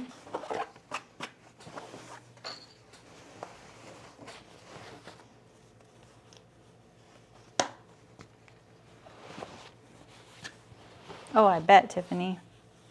All right, so let's make sure we get, you know, about the same amount above the pocket, so we're not like rotating it, right? Nice parallel line. And I'm gonna turn this under, and I don't want to assume that my placement was perfect, right? So I'm just turning it under so that the raw edge is lined up to the top of my pocket. And now I'm going to try and unsnap this so that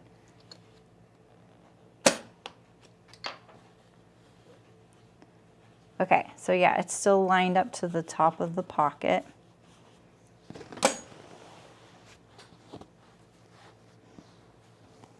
I'm looking at line up here, and I'm going to sew this.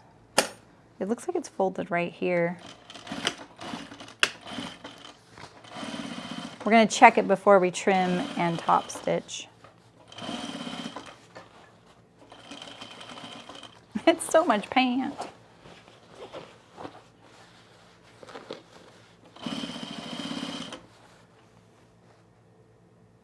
My flap is not centered, but my snap is, so that looks good, right? All right, so now we're gonna trim this. Don't cut anything but your pocket flap. And then when we go to top stitch the flap down, we'll enclose this little raw edge, making it nice and tidy. It's Saturday, Sydney. Welcome to the weekend. Are you back from your trip? Wait. Are you in Scotland?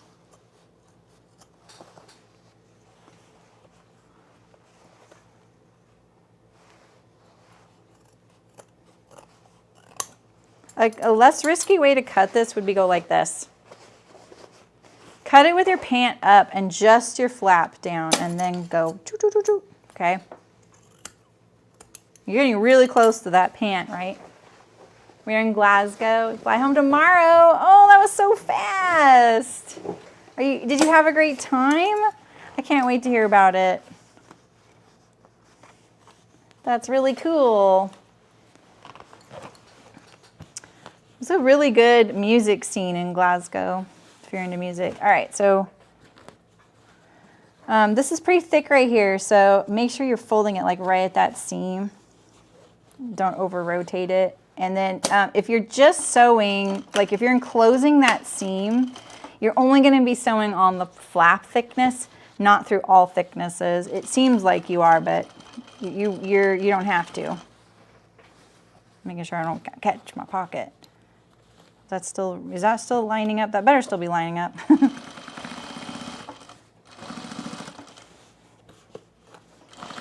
I'm pulling pretty hard right now to make sure I get no blumping on that top edge there.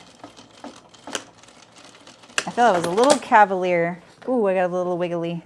All right, I have a little wiggly there though. I want to fix that. You took a billion photos. That's awesome.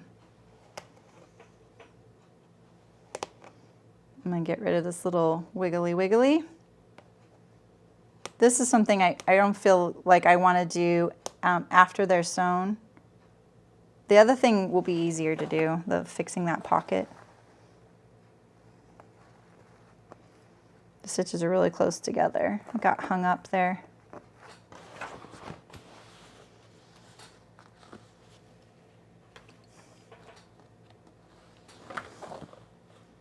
How many times did you eat a full Scottish breakfast?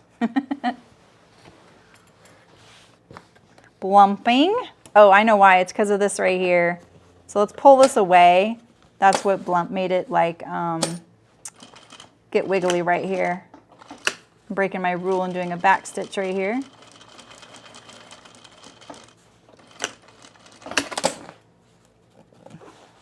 I can't believe I just did back stitches right there. Not happy with that. Wow. If you're new here, you know me. I don't like back stitches in the middle. Yeah, blumping, you know, you don't want this to blump over the edge, you know. All right, let's do our other pocket. These things are chunky, man. This is the same canvas I used last year for Michael, but I did get that one at Hearts Fabric. They're having a sale right now for VIPs. If you have the newsletter, square sausage and tatty scones. Ooh, never eat a full Scotch. Oh, yeah, it's so much food. I think I told you that, right? My mom, she booked all the places we stayed.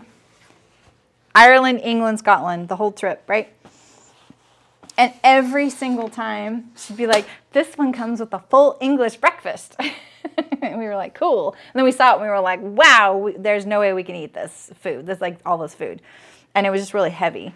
And then we get to Ireland. This place comes with a full Irish breakfast. Almost exactly the same breakfast. And we were like, okay. You know, after that every day. Then we get to Scotland. My mom's like, this place comes with a full Scottish breakfast. She said it every single time. She was so excited, and she's like, "Oh, it can't be the same." It was to an American, it's exactly the same. I don't eat that heavy, so but a lot of Americans do. They love eggs and sausages and all that stuff. I just don't, you know. I eat the simplest granola because I make my own granola, and then plain yogurt and an apple, half apple. Yeah, you don't need lunch, exactly. There is been, oh, that's it. Okay. I walked outside today before the stream and to take a picture, and I felt a thread and I knew it wasn't a sewing thread. It was a spider web, and I just found a huge chunk of it on me. Scones, croissants, swimming good bakeries. Oh, that's so cool. All right, here we go. Let's do our other one. Sydney's regaling us with her travels to Scotland. I followed the marking on which? I think I followed, well, we could go like this and just see, right? I would like them to be, you know, the same height as one another. Okay, so I've got those shorts lined up. I'm just going to lift this up like this. So if I put this a little lower, it'll line up with the other pocket. Right? Yeah, okay.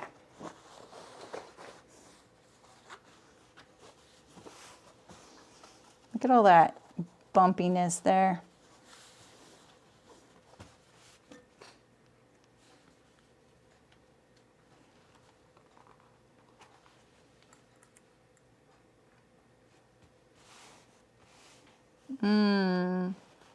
Such good sausage too.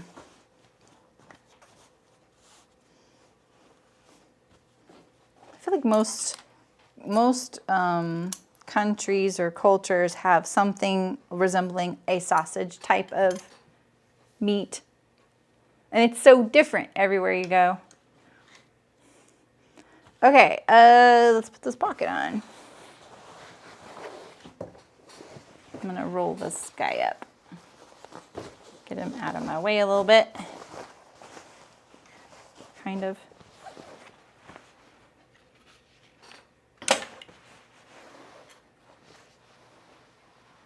Yeah, I think haggis is actually really good. Just has a bad reputation. My husband had some at like this gourmet restaurant, and it was like this little tiny like stacked thing, and he still talks about it.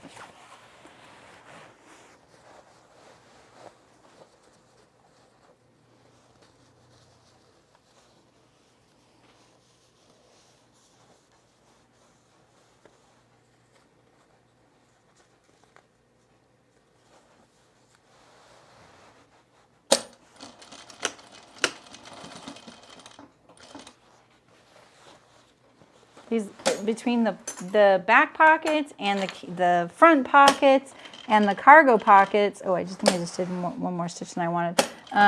These are, they're getting a mind of their own now.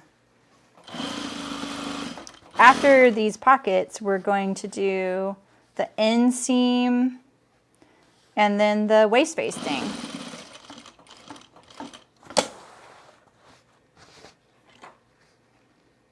Doesn't seem like it, but we're kind of almost done.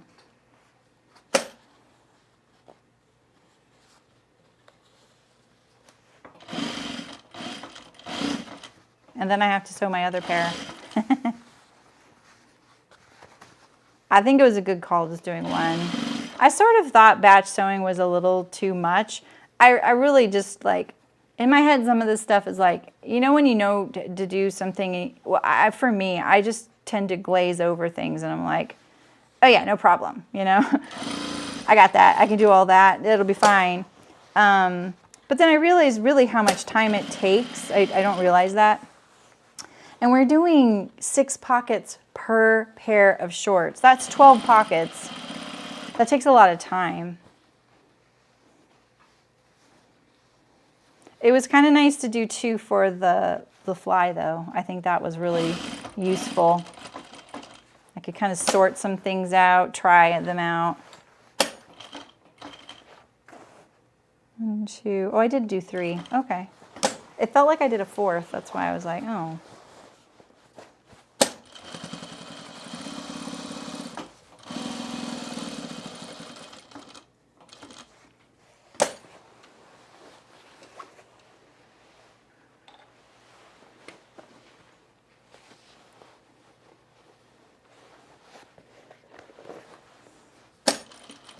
Are you close to Glasgow, Fiona? Remember, Derek. He would always tell us the weather in Scotland. He would join.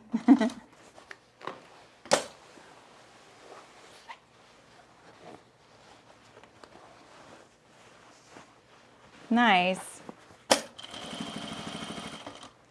See, it's getting hung up with my table again. Okay.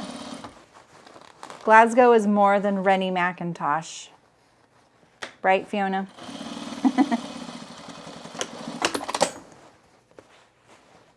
All right, let's do the flap.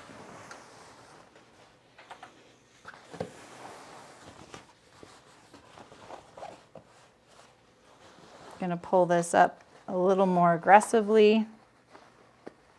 Get it out of the way.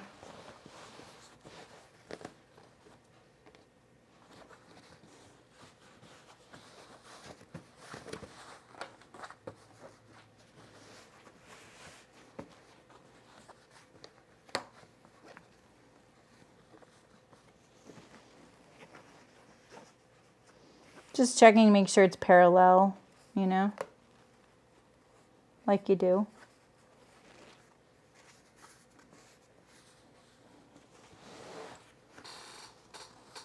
I don't trust anything. Ever.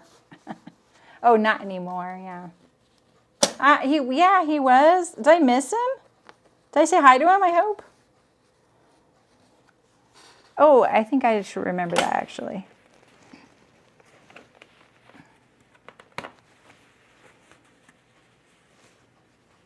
Okay, yeah, look at that. Okay.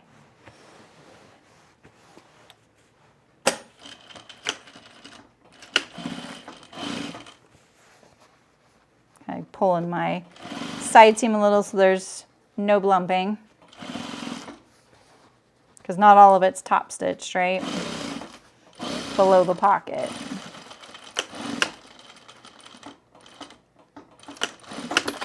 Okay, and now let's trim it. Like I said, you should do it with the flap side down. Whatever you're trimming, put it on the lower part so that you make sure you can see everything. And you don't trim anything you shouldn't. Let's get all these threads out of here, though. I did, thank you. I'm glad I did. It certainly is more the Rennie Mackintosh, yeah.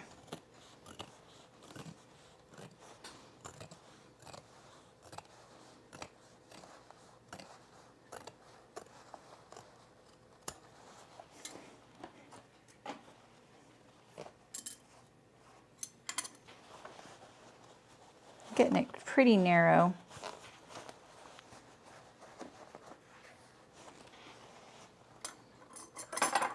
What are you guys sewing today? And if you're not sewing, that's okay. Like, are you gardening a lot? I know a lot of people are doing summer stuff. I think that's why there's been a few sales lately. Like I saw Waywack has, oh, all the bra sewers. I saw that bra cups are on sale. I don't know if you guys get them there or not, if they have good ones. I've noticed a lot of sales, like a lot lately, like beyond 4th of July. There's always an excuse for sales from people, aren't there? And I was thinking, oh, they're feeling the summer slump as well. All right, so yeah, I pull this kind of firm, but then I pull back down so that it's not like lifting off of the pant. And then we're going to sew in that little divot there. Let's make sure that's going to line up again, right? Yeah, okay.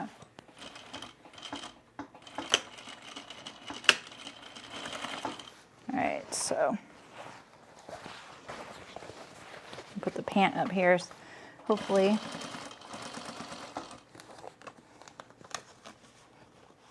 I'm so nervous I'm going to clip the pocket.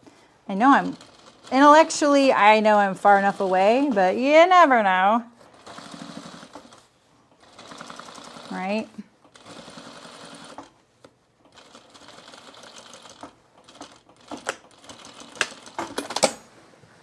It's okay. There we go. Whew. Cutting it close there. All right.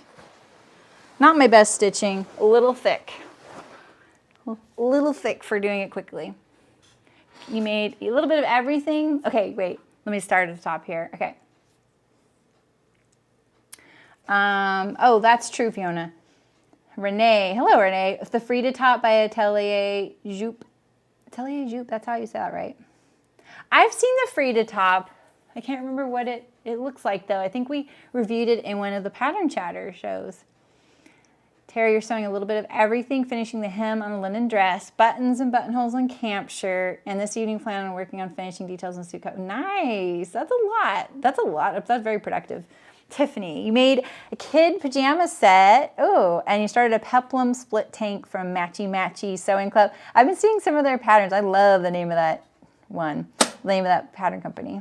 It's peplum split tank. Did we just look at that on Friday? Maybe. You also assembled the Donnie pattern this morning. Nice. Right now I'm curled up with the car, delaying starting dinner.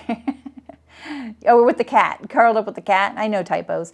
I love the Donnie. It's really cute. Okay, you're only 25 north of London now. Oh, wow, Fiona. Yeah, exactly. Buttonholes and buttons on my ballad blouse after tennis. You like watching tennis. Now that it's like a break in the soccer season. We have a minor league team. I've told you that, right, Amy? So my husband's team is playing tonight. So, oh, yeah. Hi, Renee. You're sewing your event outfit. Nice. That's looking, I haven't seen, I know you've been like talking a lot about this in the chat, in the live chat in the guild. But I've seen like little snippets of where you're at in that. I love the plan. It's awesome. You just finished a lot of leather goods. You too, Fiona? Wow. That's cool. Elena's been sewing a lot of leather. You just ordered the Myosotis and the fringe dress. Nice. I made both Myosotises. Myosotises? Myosotis is. Oh, I don't know.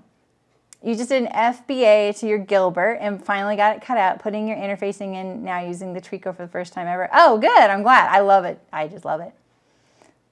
Wimbledon, EPL, not playing right now.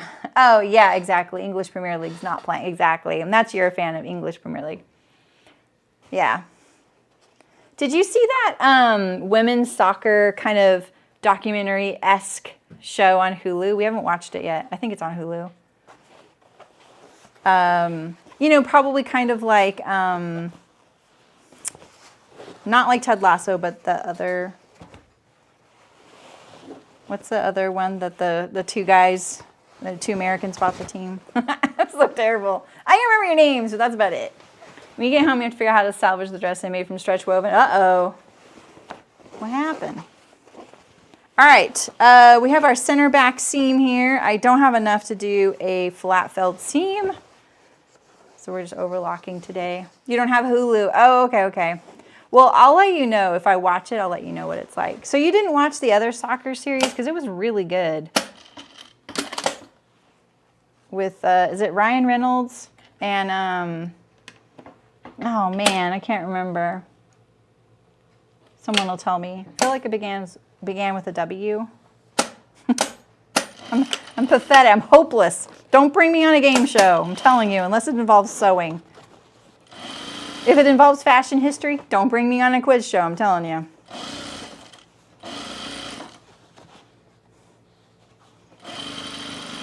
I'm a terrible test taker, unless it's practical. All right, I'm going to overlock this. You got 2 episodes of Silo to watch. You only got 2? Oh. Did the series ended though, right? Because I saw 2 last weekend and I was like, there's 2. Did you watch Foundation, Andrea? Because that's on Apple TV as well. And there's a second season coming in July 14th. I am so excited. Yeah, Wrexham. That's it. Yes. You haven't seen it? Oh, so good, Amy. Okay, I'm overlocking.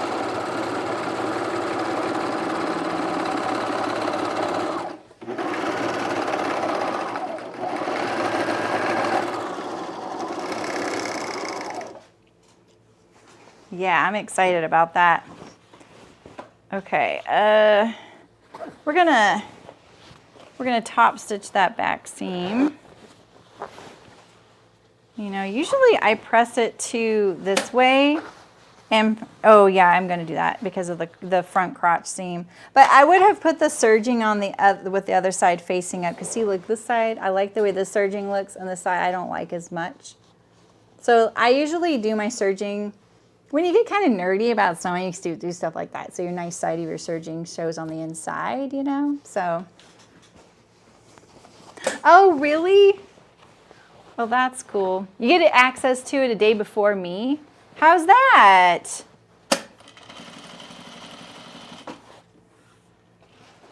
What kind of voodoo is that, Andrea?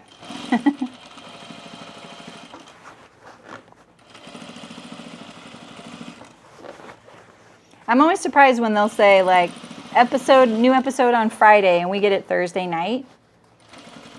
Or like when there was new episodes of Ted Lasso, we'd get it on Tuesday night, not Wednesday. But maybe you're talking about some other thing. We didn't sign up for anything special, you know. Time zones. Oh, New Zealand, yeah. I'm just gonna do one row of top stitching there. So now we're gonna do our inseam. And the reason why I pressed my top stitching that direction was so that it would be offset to my center front like this. See? Now that won't be too thick. You are, Aisha? Nice! You mean soon like today? Or soon in the near future?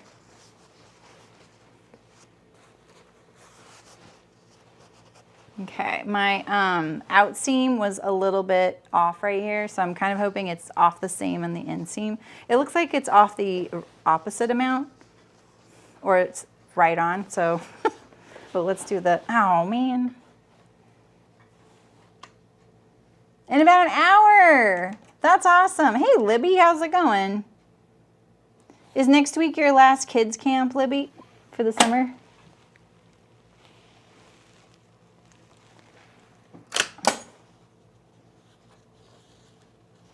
All right, let's do this. Why are you out? There we go.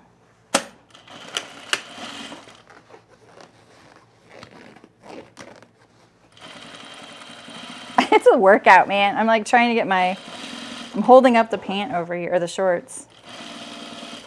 Because it's stiff and heavy. Photos in the guild. Oh, that's so exciting. That's right, she's taking the Ginger Jeans class. So you guys are going out for dinner or something? I get excited about ridiculous stuff, you guys.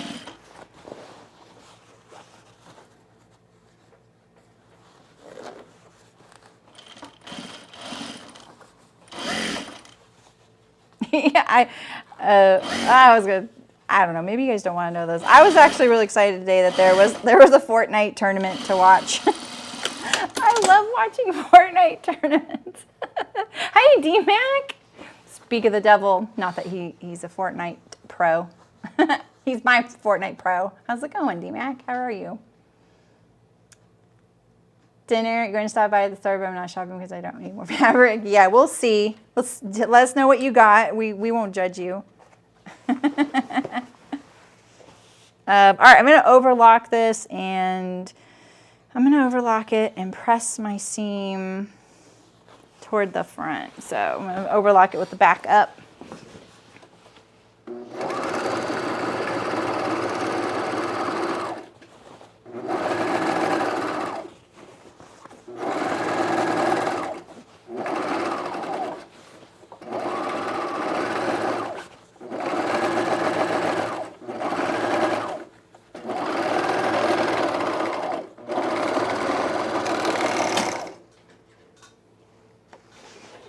Okay, Sydney.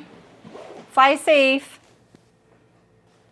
You guys are all doing really cool stuff. All right, do I want to top stitch this? See, my serging looks nicer. I'm gonna press it towards the front.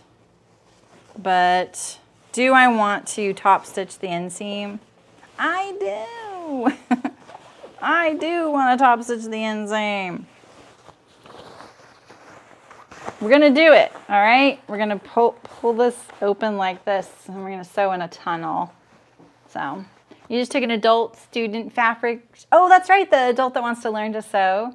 They have the most beautiful print linen. Oh, discipline. That is very good discipline. Libby, didn't I get this fabric at that store? I feel like I got this and this ripstop that I'm using, right? I got both of these at that high fashion store.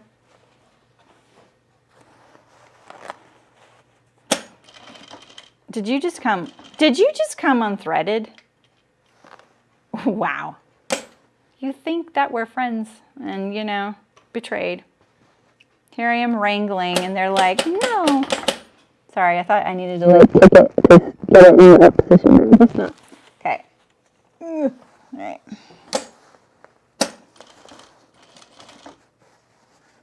Don't look like that. That doesn't sound good. Yeah, what are you doing? Let's see here.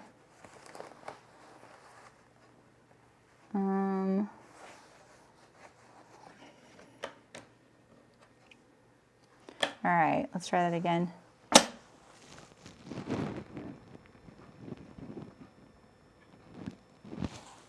Not the easiest place I've threaded my needle. It's like curly. There we go. Should we sew it on something? Is it asking for that? Can always go back. It's true. There we go. I just sewed that to my pants. There we go. It's okay though. Okay. And I just unthreaded my needle again.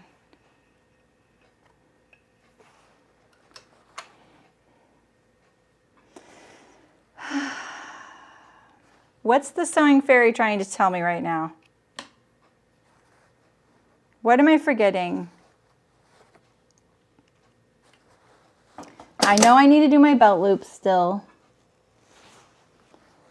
That's all that's left in the bin. Belt loops, facings, binding.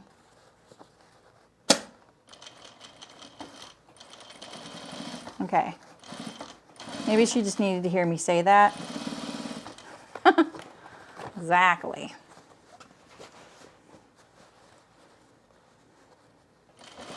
I think Libby needs to go back just for our sakes, Terry.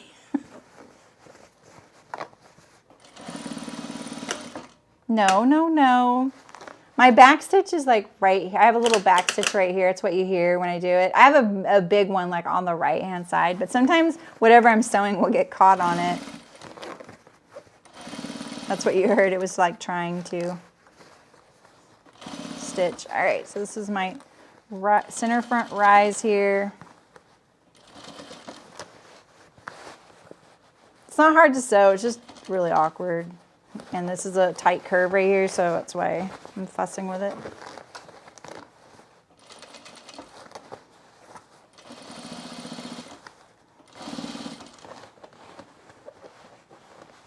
Right, Terry? Exactly. I used to sew this one thing at Chicken Boots, and the strap, when I would do this one little step, if I didn't remember it, it would almost sew my finger. The strap would grab it, and I tried changing how I sewed it so it wouldn't do it, but it was just one of those things I had to watch for. All right, here we go.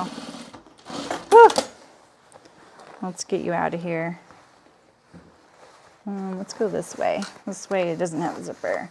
All right, let's check out my shorts. Let's see what the sewing fairy was trying to tell me that I forgot. Tangerine and yellow. Ooh.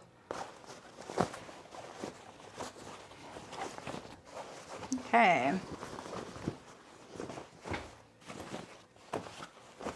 Cargo shorts. Looking good. with the menu inside. Maybe I can tell him something kind of saucy when I give it to him, because you're on the menu, buddy. Let's stitch my pockets down here.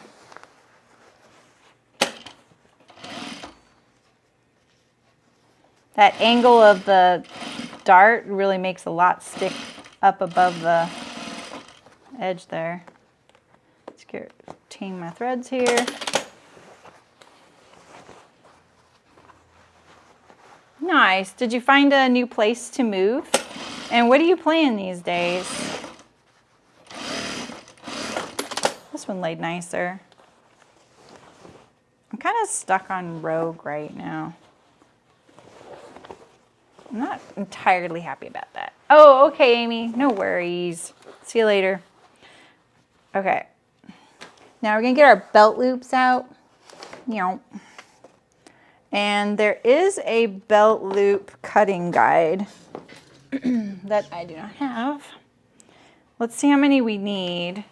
We have one here and one there, 2, 4. Is there one here and here? 5, 6, 3, 4, 6. Maybe I can just find the guide.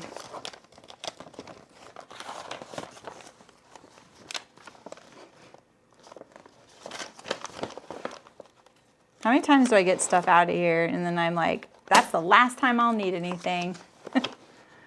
Oh yeah, there's 2 right there as well. Okay. Let's find the little guide so I don't have to measure. Oh, actually it's an even number. That's awesome. We like even numbers. Usually belt loops are odd numbers and you need the little guide, you know. So 2.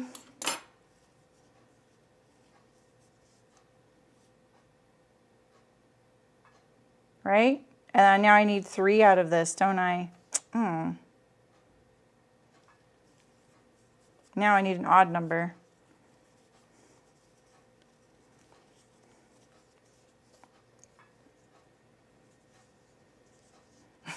I saw that, Louie. I wasn't going to say anything.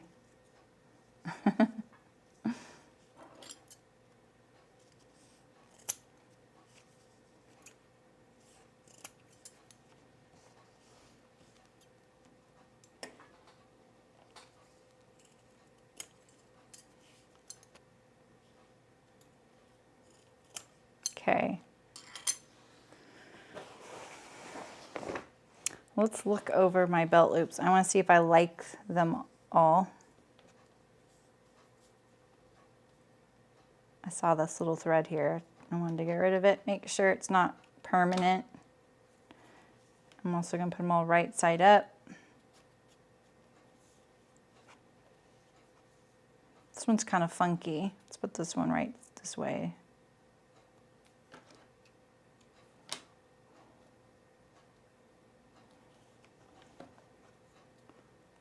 Night, Malin. Okay, yeah, I'm down. I haven't hardly played any Fortnite. I feel like I'm trying to break up with that game because I don't have anyone to play with.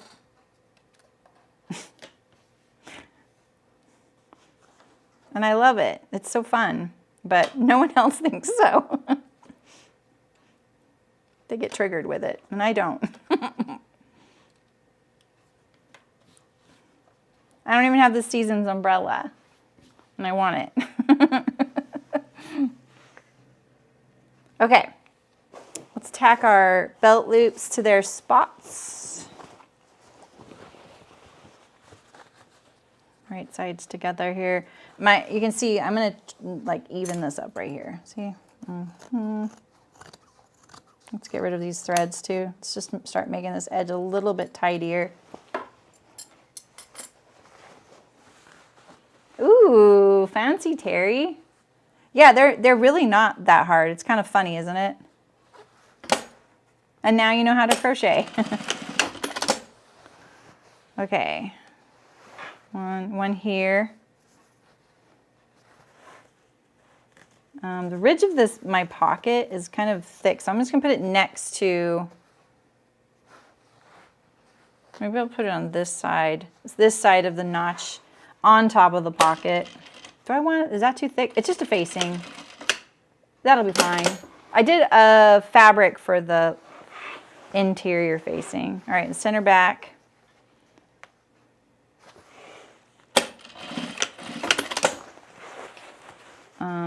And then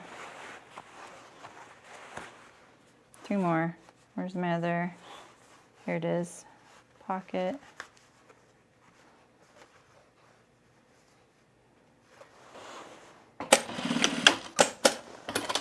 Okay, and 2 more. Wait. Why do I have 2 more? Did I miss one? 1, 2. Oh no, there's not one at the center. There's one on either side of the center. That's what it is. Yeah, thank you, Terry. Yeah. You're right. I still did the out of habit, put it in the center, even though I checked.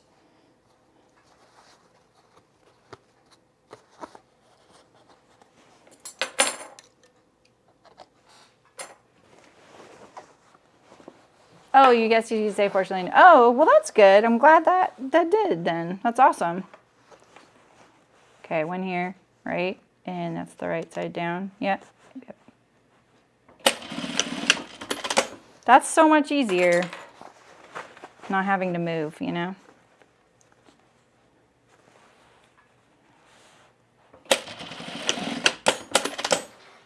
I still have 1 extra.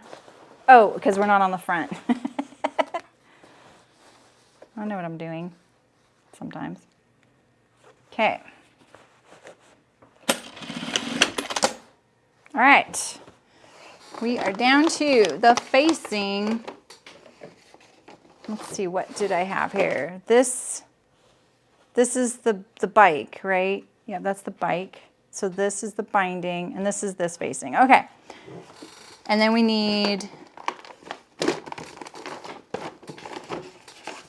yep, that's all I need in there. Okay, and then I have binding. This is the binding I picked for this. I made it, and then here is a label.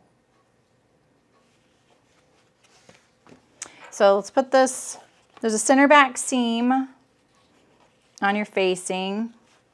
I am thinking that this is the center front, right? Pretty sure.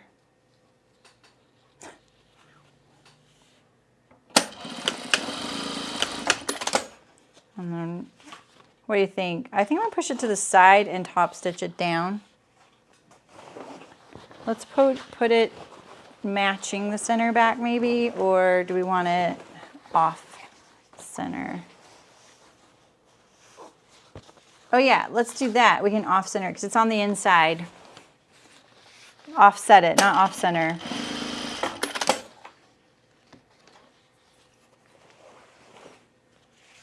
And I'm just gonna kind of, let's just check it out. Let's just see how this is fitting on here before we, you know, get to sewing it. This is the center back, nice. Okay.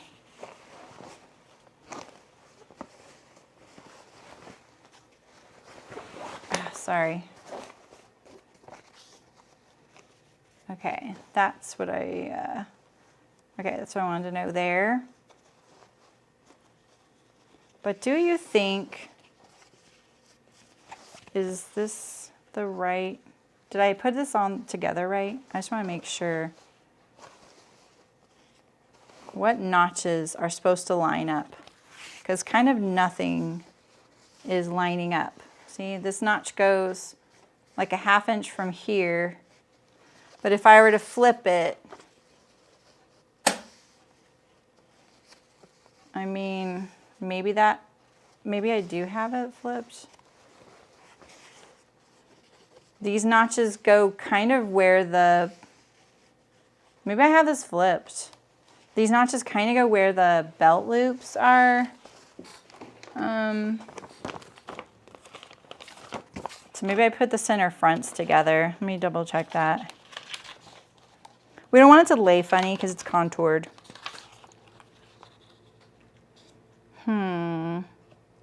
Oh, yeah. Oh, okay.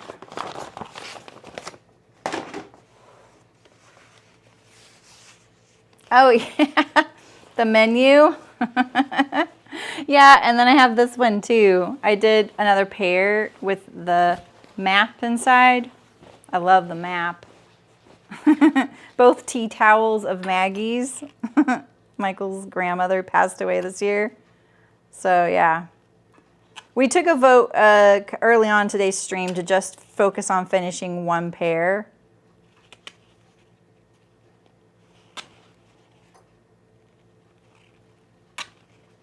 And I did the lighter color. So, sorry, I told you to do this one wrong. So I didn't see that there's a notch here, and there's probably one up here as well. That's the center front. So sorry about that. See, if I make the mistake, then you don't have to. Yeah, and the tea towel, I used two different maps. Oh, I didn't show you. So that's a map of Paris, I think. Yeah, there's the Eiffel Tower right there. Oh my gosh. Oh my gosh. What do I have going on here? But then I used a local bike map, Bidwell Park bike map for the welt pockets. Here's the other one. This is where I used to, you want to see where I used to live? I'm actually on this map, I'm pretty sure.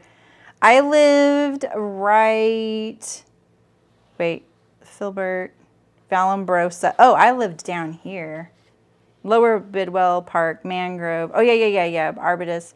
Yeah, oh, yeah. Okay, no, I actually lived up here, Krister. I lived like right here. And this park, it's super huge. So this is the upper portion, and then this is the lower portion of the park, and it connects, and it goes all the way downtown. And the original Robin Hood, the black and white, was filmed in the upper park. And it's such an amazing park it's not very wide, and it does not matter. It is fully an escape from the suburban area, from the downtown area, from the other thing. Yeah, it's so cool. And then in the lower part of it, towards the downtown, there's this pool that all the locals call 1 Mile. But its official name is Sycamore Pool. And when I first saw it, I can't even begin to describe how shocked I was when I first saw it, because there's only a few pools like this in the whole of the United States. And so they take that creek that's running down the middle of this park and they dam it. And they form, and they've concreted this certain huge pool. Like, it's huge. Like, look, you can Google this, Sycamore Pool in Chico, California. And I don't live there anymore, so you can't creep on me. They dam it at the base of it, and it's like 5 feet deep towards the dam. And then at the upper portion, it's like this deep for little kids, and it's a little warmer too. But it's the creek. So it looks like creek water. It's dark. You can kind of see the bottom in the shallower areas. There's lifeguards from Memorial Day to Labor Day. So right now it's lifeguarded, and you can rent, I think, floats and stuff. And it's massive. And it's cool creek water. And there's a little bridge at the dam that you can walk over, and all the pedestrians and bikes walk across. And then the rest of the year, they undam it, and they scrub it every Monday. So they close it on Monday, drain the whole thing, scrub it out, and then let it fill up again with creek water, and then it's open again on Tuesday. So it's a really cool thing, really unique. And like I said, there's only a few of them in all of United States. It's a really huge feature, and it's very hidden. Like, you can't drive by and see it. You have to know kind of it's there. It'll just look like parking, and then you go, oh, and there's a playground nearby and a baseball field. There's a lot of, and tons of trails, and that goes straight up to where I live. It's like just the lower portion alone, like from where I lived to downtown, was 3 miles. 3 miles? No, it wasn't 3 miles. Might have been. Maybe it was 2 miles. Well, maybe it was 3 miles to downtown, but we were only 2 miles from 1 mile, this pool. So we could just bike downtown. It was a straight shot, you know, and it was so great if you live near that park, because it was like a little highway, and they treated it like a highway, you know, like they made it really great for kids to go to school, and you can cross over it. It's really neat. Chico's one of those towns that says they're like one of the top bike friendly places in the country. I'm here to give you some real life perspective on that before you move here because you're a cyclist. It's okay. It's okay if you live near the two trails, Bidwell Park, and if you live near the dedicated bike path that traverses the city. If you do not live near those, it is a struggle because there's a little freeway that goes through Chico. There's a university. There's a lot of obstacles. And it is not a straight shot to bike around, but it is really cool when you are near those places. So, all right. And as a runner, I loved it. I ran a lot when I lived there, like not in the summer. So I'm going to bind this edge, but I'm going to attach the facing first. And again, I'm going to just walk it along and see, am I going to have any struggles with this? Here's my center back seam. It's not quite lining up now. So let's see what we're going to get on the other side.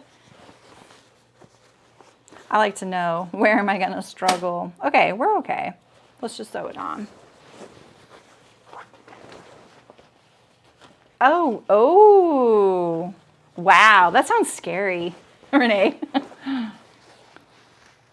What's that? I think it was a 90s movie. Is it like, wait, where's my zipper? My zipper's way down there, right? Oh gosh, it's way down there. Is it Reality Bites? Where's that, where there's that pool? There's a few shows I've seen where I'm like, oh, there's no way I would get in that. I'm not afraid of pretty much like anything. Like animals, heights. I'm realistic, like jumping out of a plane. I mean, if I had to, I would, but that's not on my list of things. Like it's not on a bucket list for me. I will jump off a boat into the ocean. I will swim in the ocean. I'm not even afraid of sharks. I mean, I'm got a good head on my shoulders. I'm not going to get in the water if I see sharks, right? But if you told me I had to get into the lake, nope. Garden State, that's it. It's Garden State. Yeah, I loved that movie at the time. See, my center back is not lining up. I'm just going to leave it. Oops. So yeah, that's my weird thing is I do not like dark, still water that you can't see the bottom of. Ocean is different for me. I don't know why. It just is. Would I bungee jump? Maybe. It's also just not on my bucket list. I watched my daughter do it in New Zealand. In begins with a T. There's like a national park there, right? Tamsin.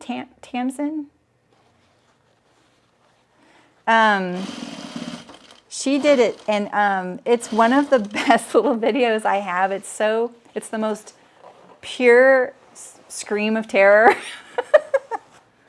It's really funny. That was the only thing she wanted to do on our trip, and we were like, okay, if you'll do it, we'll pay for it. And she did it twice. Tongariro. Yeah, that's it. Yes. What's Tamsin? Where did I get that from? Yeah. I think I remember the Riro part, and I knew it began with a T. Okay, we're here at the center front. So you've probably barreled ahead of me, but just make sure your center fronts line up before you get too far, like when you zip up your pants. The one size is each other size for diving. Yeah, that's a big fat nope.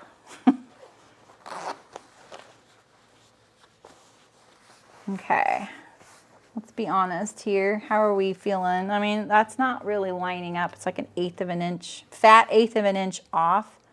So which one do I want to adjust? Do I want to lower this one, or raise the other one? Because the facing is the right width. It's just the center front seam isn't lining up. I think I'm going to lower this one, right? I'm going to use my trusty marker here.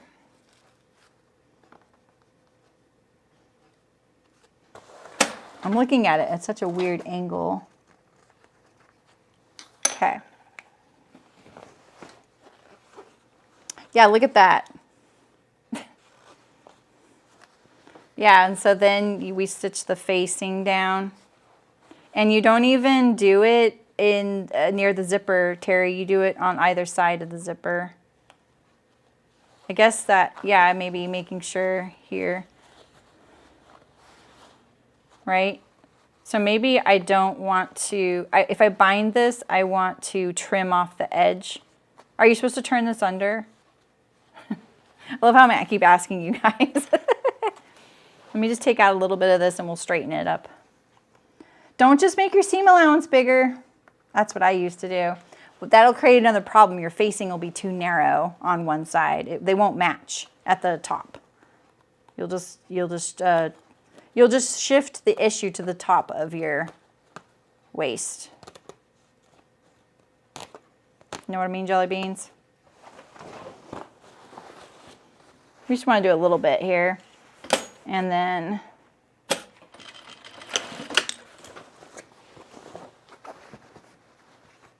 we're going to pull this facing down. I'm going to try and get this to lay a little nicer here.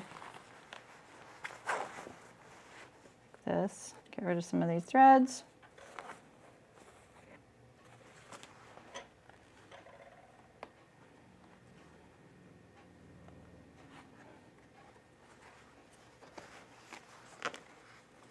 And then we're going to pull this down to that line we want it to be sewn at. Pull down. I'm trying to not catch anything, and I don't want to catch in.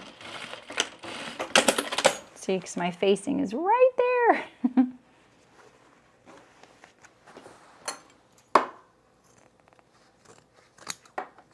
Just trim this down a little bit.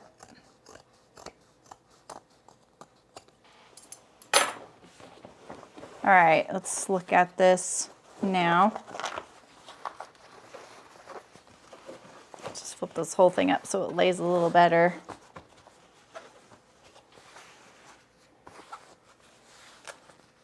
Now it looks too low. What? See, my waistbands line up at the top though.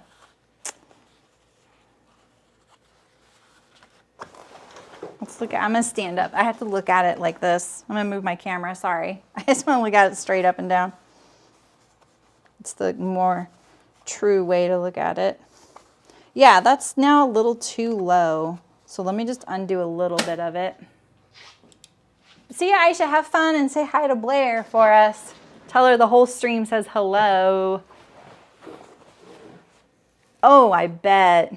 That's Victoria Falls, oh my goodness. I bet. Yeah, I think that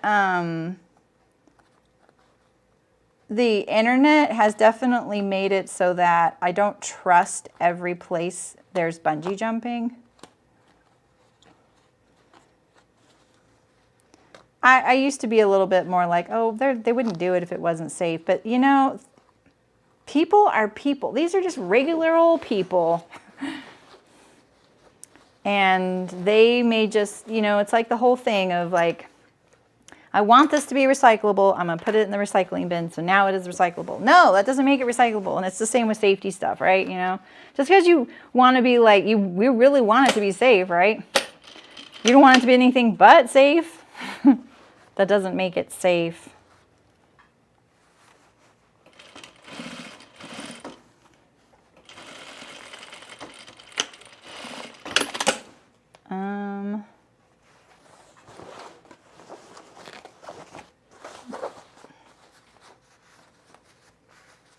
Okay, it looks better, right? All right, so I think I actually, did I actually write the,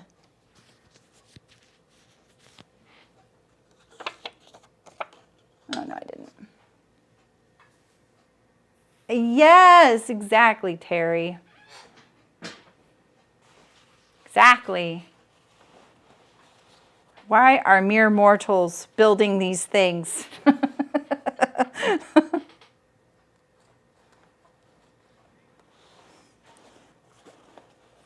All right, we're gonna understitch this. I keep delaying turning my shorts inside out to be able to sew them better.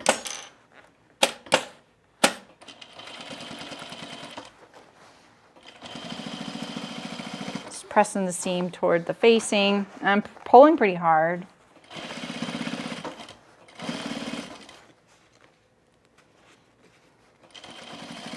If you want, you can overlock your facing edge, I'm pretty sure, and then top stitch it down if you have enough clearance. I'm going to bind it just because I think it'll look kind of cute that way. But I think I'm also going to trim a little bit off the edge when I do that so that I can easily clear the zipper. So if you plan on overlocking it, you might want to see when your facing turns to the inside where it lands and where you're going to be stitching it down. We're going to stitch it down through all layers on the short. So you want to make sure that you're clearing everything okay. And if you're going to overlock, you might want to make it narrower. I don't know. Depends where it hits. Yeah, that's what I thought you meant, Terry, yeah. Ooh, I think I'm about to run out of bobbin thread. Oh, I did run out of bobbin thread. But I wound 3. My whole plan was that I would run out of 1 and then I would be left with a full one and this one. And it's working.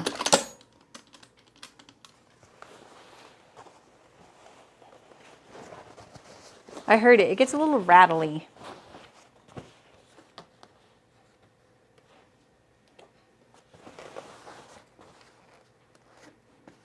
Oh, you know what? I put all my belt loops in upside down.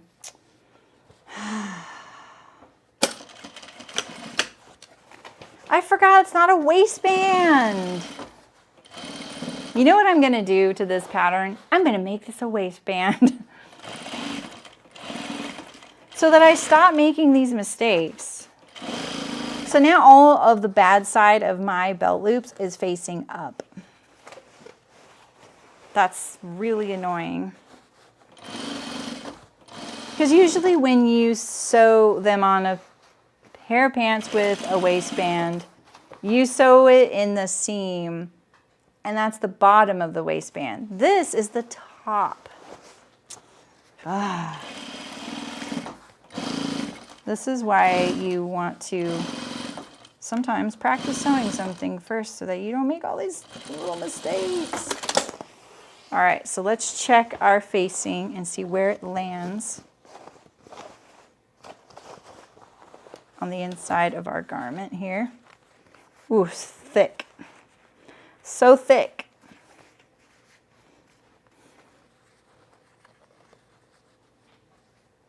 I'm gonna go like this. We're gonna turn it like that at a little angle, right?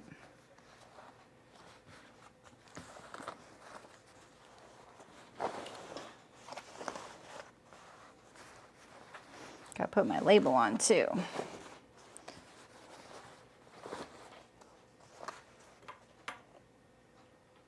My presser foot navigate the bumps. The thing, if you ever hear me get asked like why I like my industrial, it's kind of for strange reasons I've figured out, and it was when I recorded this one video where I decided to race my home machine versus this machine, because this was brand new to me at the time, against my old industrial machine, which didn't have the electronics anymore, this, you know.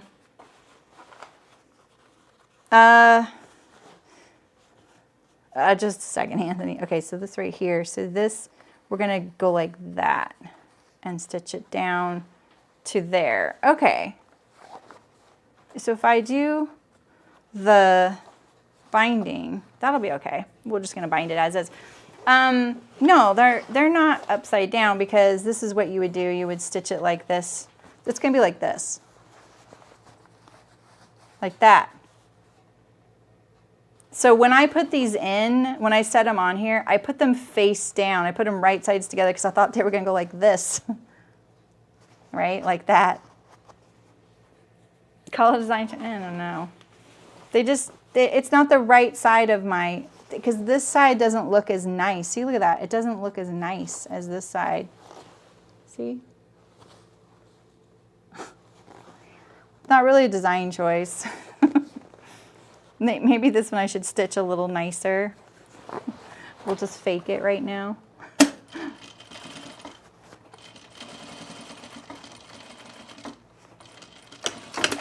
There, that kind of cleaned that up a little bit. Yeah.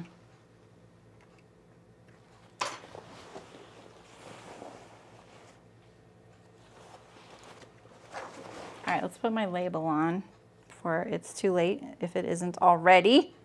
Oh, we're gonna do that actually when we top stitch the thing. All right, let's put my binding on. I'm gonna do the Hong Kong style binding, where I'm just gonna sew this right sides together. And I'm not gonna turn under the edge, so it's gonna be a little flatter. I just cut this like, I think a 1 1/4 inches. And it's not biased. I used cross-cut because I didn't have any more of this fabric. I just wanted to use it up.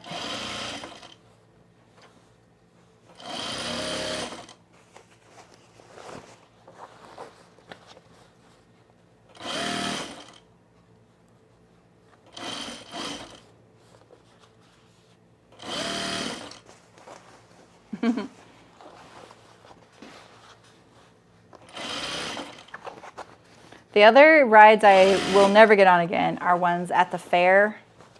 The fair or carnivals. Mm-mm. And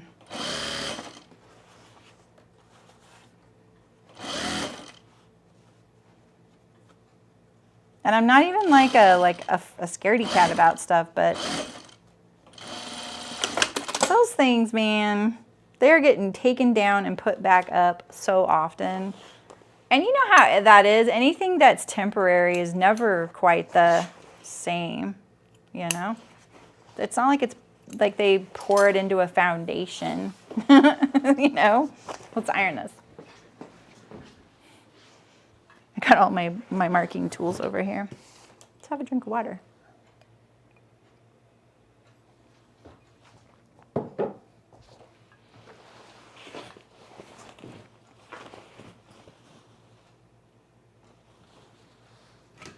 Oh, I put it, oh, it's upside down.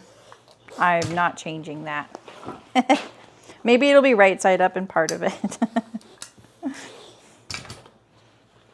I forgot that this was cross-cut when I sewed. Yeah, some of it's right side up, some of it'll be upside down.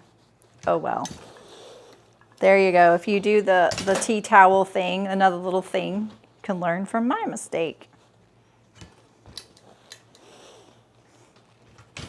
And now when I turn this, we're just going to wrap it around the edge like this, leaving the raw edge down, and then iron it up.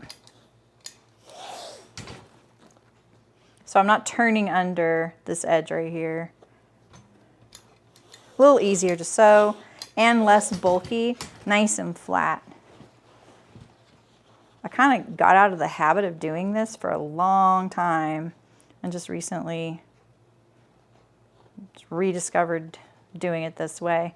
I need to trim down the seam though, because I sewed this kind of wide for how wide I cut my binding.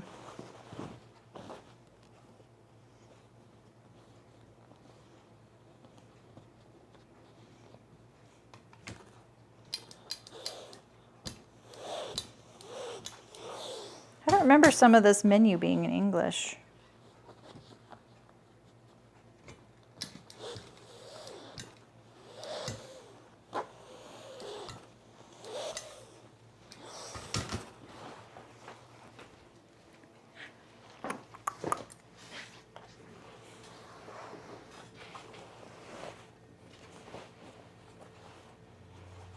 trim this down a little bit.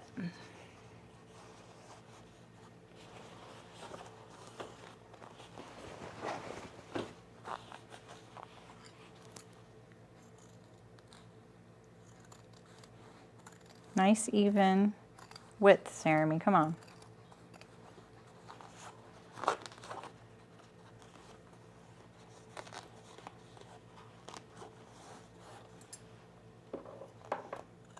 My daughter bought me a watermelon. I eat a lot of watermelon, if you don't know. Like a lot, like at least one every week, a whole one. Thank you, Andrea. Yeah, I'm gonna do it when I stitch down the facing. And I don't get any help. They don't really like it like I do. But she bought me one on the 4th of July and it was really cheap. And it was so good. But it's like perfectly ripe. Like I wonder if they picked a ton for 4th of July. And blueberries were like $1.80 a basket. Like now's the time to like buy them and freeze them. And I'm already done. Like I have 1 serving left. That was on the 4th. That was 4 days ago. I've eaten an entire watermelon. So good though. Keeps me hydrated too. Oof, that seam allowance there. I'm trimming this way too small, by the way.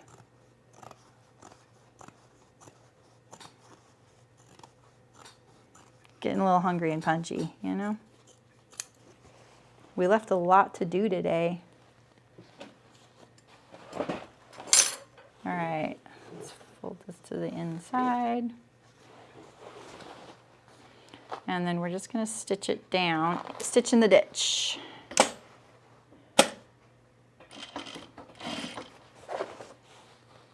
You can stitch along the edge too if you want. My needle's catching the edge of the fabric right now.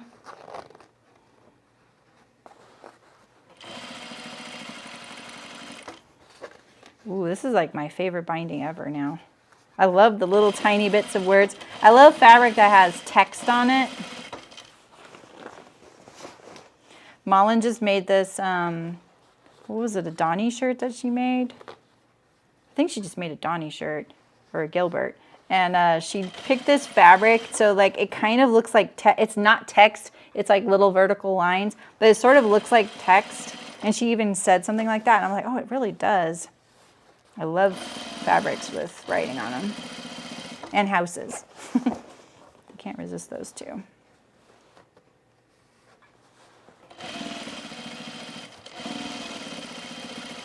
You'd think I like actually centered it there, and I didn't. Look at that desserts, it's gonna show. I love that. He doesn't like desserts, but I do.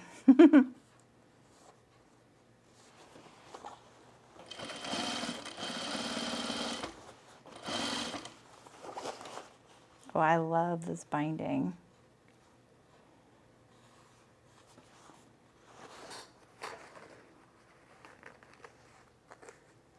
Okay.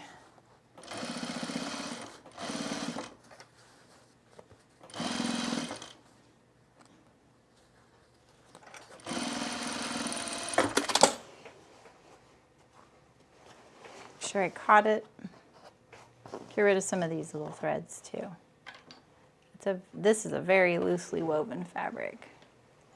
All right. Look at the little words there.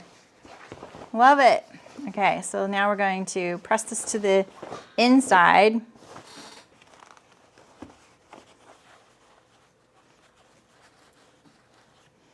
And I would shape your waist, like put the waist in the curve that it is, so you don't get any buckling on the right side.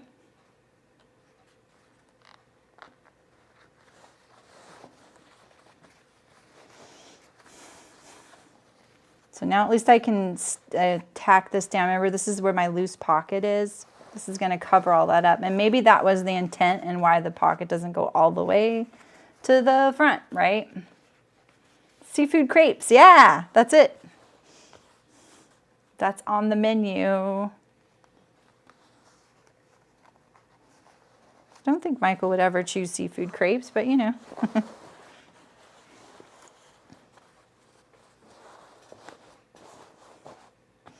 Are we covering up the word menu? Oh no, that's there. Okay, it's in the front. Well, now it says moo, not menu. Oh, come on.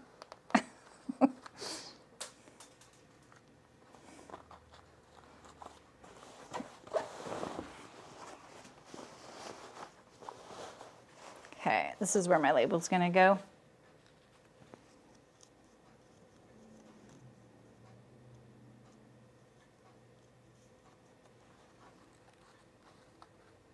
Let's,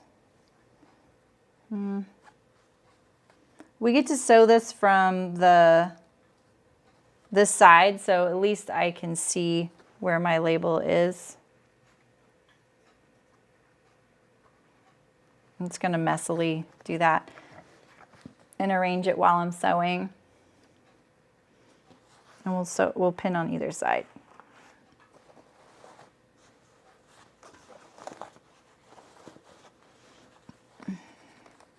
I'm still thinking about those zero waist pants we reviewed during pattern chatter yesterday for men.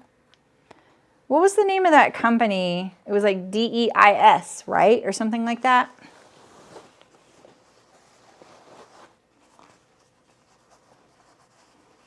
I think that pattern chatter was kind of spicy yesterday. I think I was feeling kind of spicy. Kind of comes and goes lately.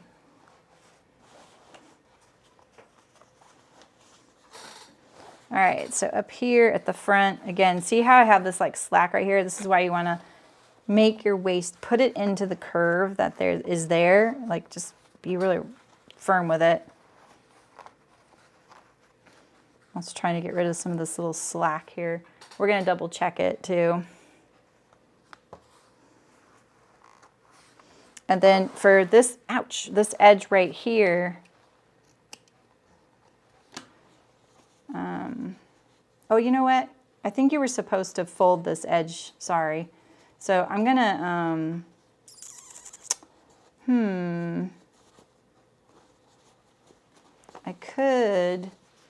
I know how I can fix this. I'm gonna take out a little bit of my understitch right here. Can you tell how often I do a facing on a waistband? Not very often, huh? Okay.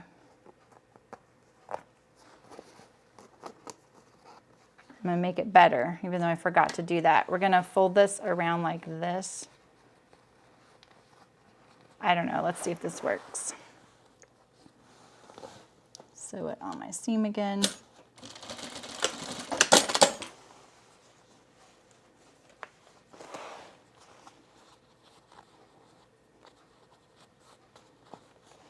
Do we like this? No, do we? And then we're gonna fold this in like that. Something like that. Get it the way you want. I'm gonna fold mine a little bit more like that. And I'll probably put some hand stitches here. And I'm also gonna maybe fold this. Yeah, I'll fold that a little nicer so it stays in there like that. Yeah, okay.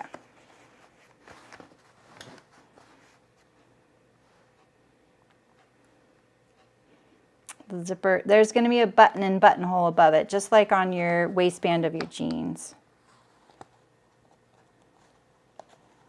Ugh. So, you know, like when you go to button and button it, see right there, you know? Yeah, I think so, Terry. I don't know if that was the intent, but that's what's happening. So we like that. You forgot about what yesterday? Oh, pattern chatter. Yeah. It was a long one. And at the beginning, I actually did a little guild business, like kind of working through some of the new things we've added and kind of got your guys' feedback on some things. I'll do an announcement in the guild soon about it.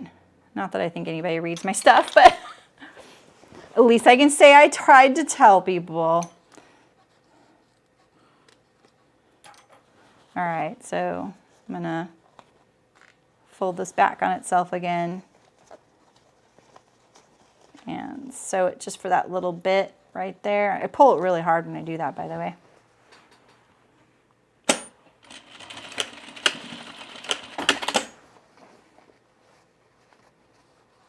Okay, so this facing sticks this way.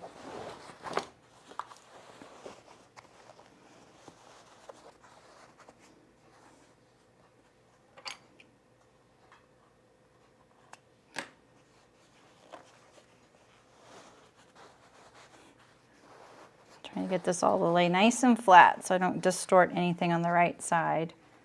Oh, I got a little bit of I went a little too far. I thought I was too shallow.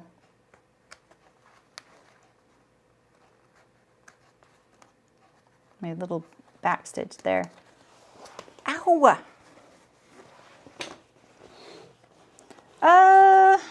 They're men's. I would say they hit him like where he wears all of his pants.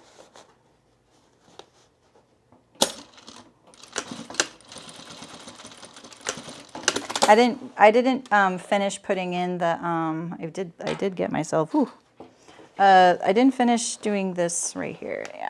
Oh, I just poked myself again. I don't like pins. We're gonna finish I'm trying not to bleed either. Let me get a Band-Aid too. Sorry.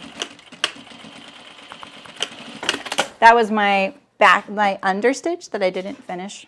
Like I undid it a little bit.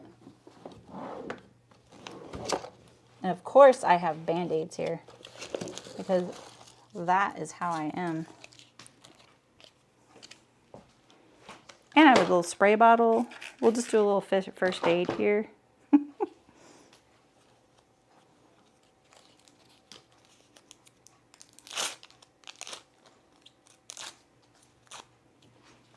Oh.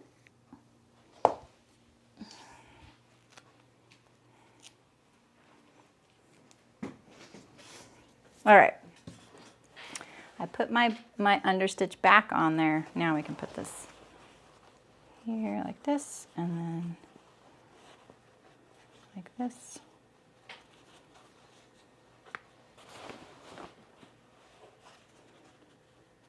There we go. I think we're ready to stitch now.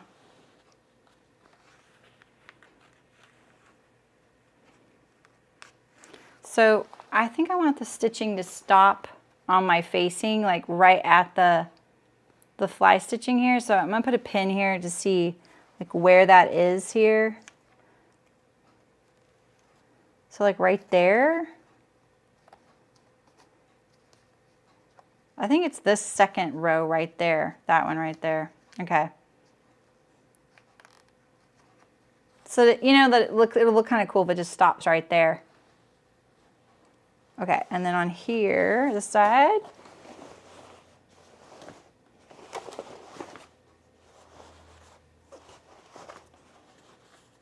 Yeah, here's this little facing. It feels super wiggly.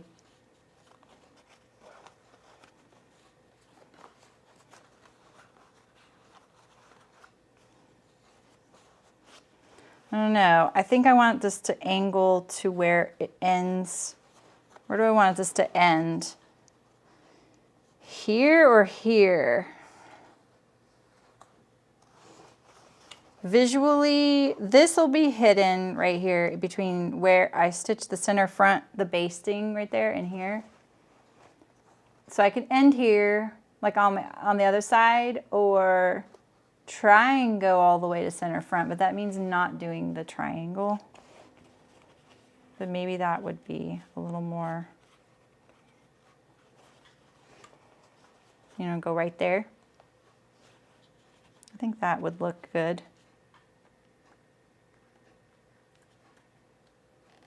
And it would get more of this pocket and shield secured here. Oh man, I don't like my bobbin stitch though. All right, let's do this.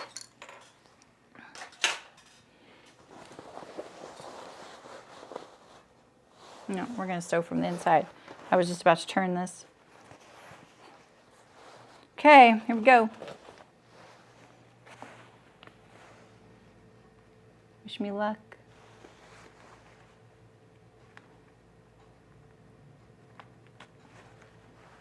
Oh, that's way over here? Oh no, it's right there. Okay, I couldn't see my pin.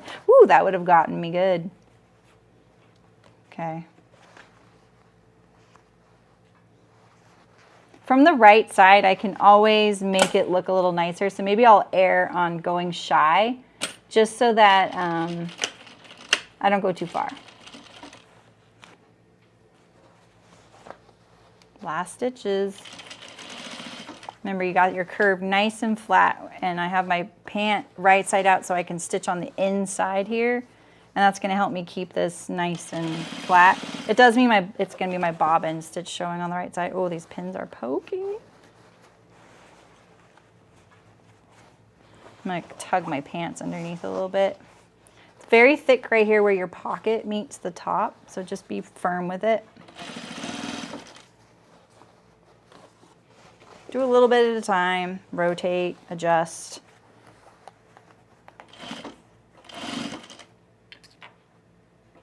Get my all out to kind of help prevent these layers from sliding.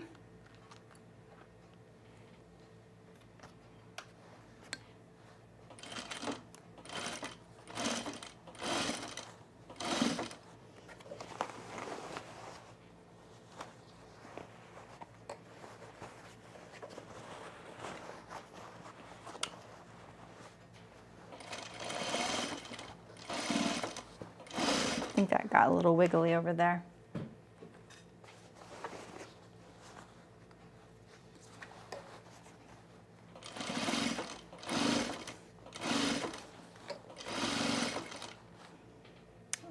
I might make a note on my pattern exactly how much of my print shows on the inside too, because I might be able to make some good choices and use smaller pieces of fabric, like maybe where I'm like, oh, the whole print isn't great. This is the label right here. I'm doing it. You guys really have my back today on this label.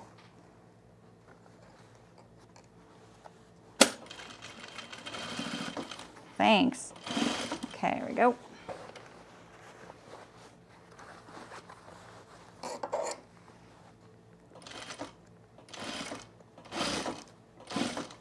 All right.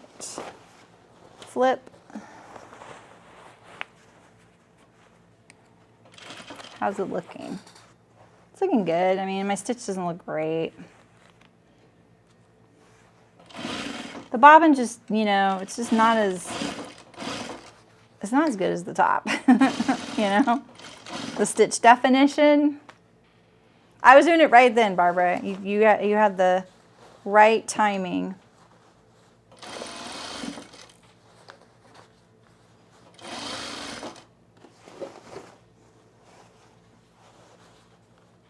Hey, are you guys interested in draping at all? I've been wanting to make a dress and I was thinking I might drape it, but if you guys aren't into that kind of thing, because I know not everybody has a dress form. I'm not the most like conventional person either. Okay, right here. I think this, I could get this a little nicer. I don't really like that. This is not how I would do this. All right, let's check it out. Oh yeah, I went a little past my fly stitching there, look. See you, Renee. Have a good weekend. Yeah, Terry, that's right. You've got Livy. Okay, let's see. A lot of these are just stray threads, so that's good. Everything looks flat, no torquing, thankfully. And that's really just because I just stopped and arranged it and all that, you know? Okay. Let's pull down our belt loops. We'll turn them under and we'll just line it up with that stitch. Did I get all my pins out? I can be reckless now. So we just have hems and the belt loops.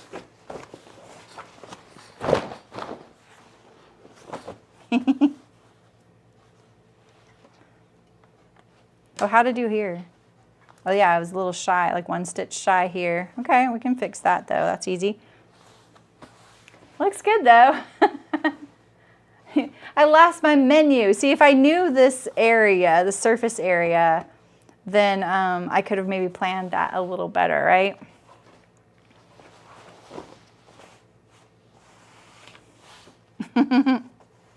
I love the binding so much. Maybe it's just like how it looks and I don't know, it's so good. I should, what do you mean for everybody?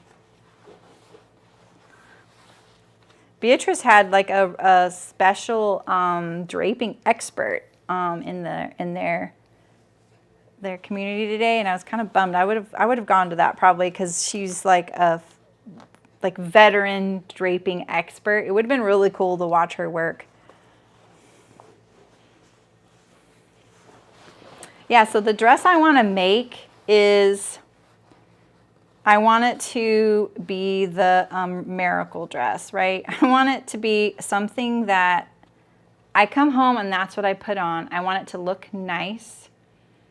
I want it to be comfortable. I want it to have pockets. I want it to be not tight, but still flattering. I do not think flattering is a bad word. If someone came to the door, I want to be happy I'm wearing it. If I want to run to the store, I'm fine with it. I will garden in it. I will lounge around in it. I love wearing dresses. That's my plan. And so I kind of want like a blousing bodice, nothing too tight or form-fitting. I want a yoke around the waist of the dress or a draw cord of some sort. Like I really want a loose, shapeless dress with shape. You know what I mean? Ooh, that one didn't go on too good. You really want a Beatrice? Oh, yeah. Do you have a custom dress form option in like maybe even in Australia?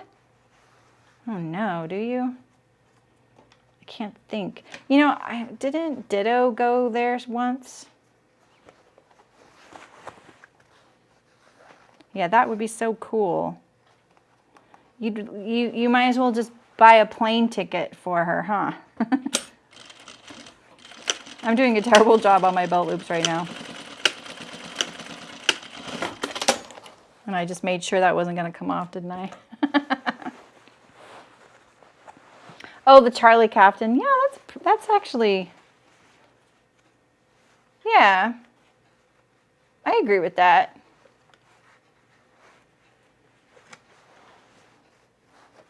I do like wearing the Charlie. Maybe if I made the Charlie in a more basic fabric, not rayon. I want something a little harder wearing than rayon, you know? Rayon is a little, it doesn't last as long as like say a linen or a cotton.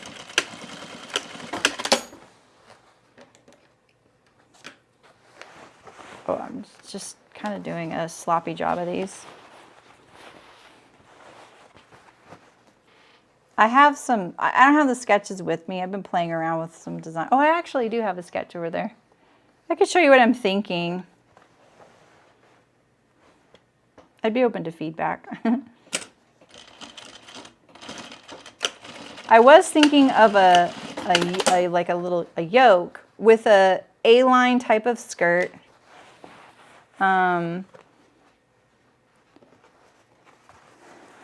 But the yoke is trickier for every body shape. Not that everybody's making my dress. Yeah, that's actually what I was thinking, Andrew, was shearing. But it's also something I want to be like, I want 4 of these. I don't know if I would sit down and make 4 dresses if I had to shear all the waist. You know, like I want this to be kind of like my home uniform. I do love shearing though. I've really come to appreciate it the last year and a half or so.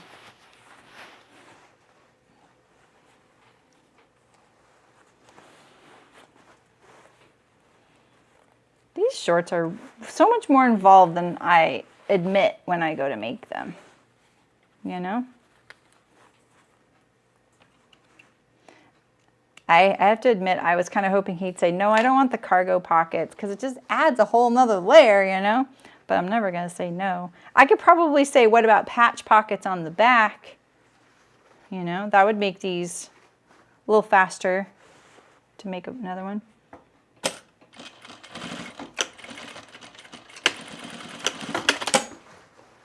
I hope I did this right. Did these get lined up with the facing right?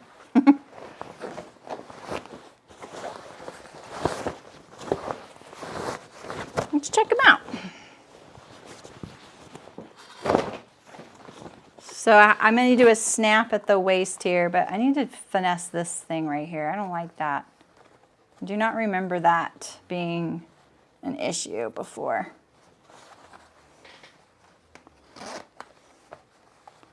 Yeah, that looks ugly.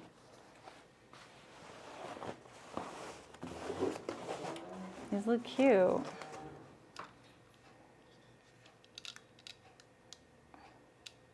Chelsea chino shorts. Oh, nice. Yeah, maybe I could, Andrea. That's a good idea. I like that you think like a year in advance. I do too. The problem with that pattern is that it's not very size inclusive. And it's the same with like some of the wardrobe by me. I really like the wardrobe by me, but I sewed my pocket up to the the thing. Oh my goodness.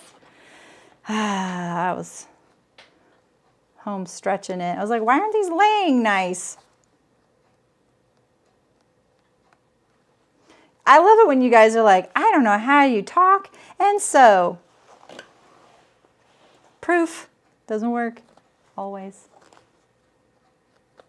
Is the Chelsea chinos, is that a wardrobe by me? Why doesn't that sound familiar? I thought her women's chinos weren't called that. That's such a daring move. That is such a Sarah-me move. Oh my goodness. Let's see here.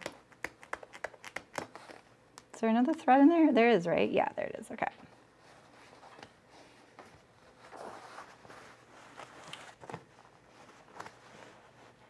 This was the one I didn't do very good, my very first one. So let's try and do better. I'm scared. Oh, maybe 5 out of 4. Yeah. Or Love Notions, maybe?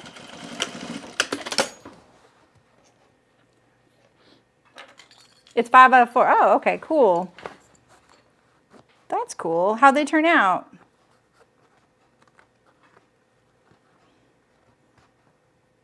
Okay. Now, let's see. Now they're going to lay flat. There we go. I think, let's see, I'm going to finesse this little thing right here. I don't like that at all. And you know what I might do, actually, is maybe I'll top stitch it. See how I have top stitching down the center front here? Maybe I would hammer this with the hammer, get it nice and flat, and then top stitch it there. Maybe I would do this too. Maybe poke it in a little further. What would you guys do here? No, I just don't really like that.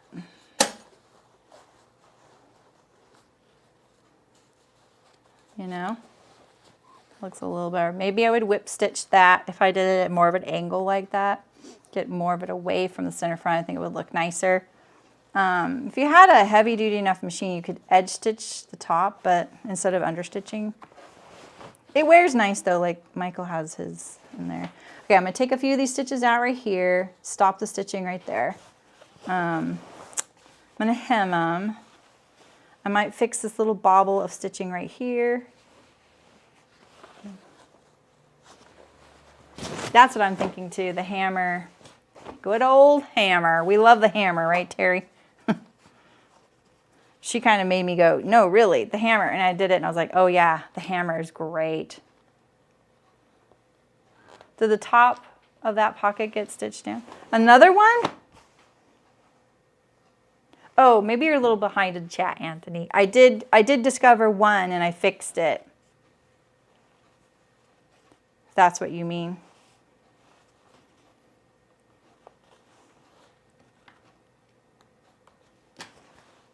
Let's look at them inside out.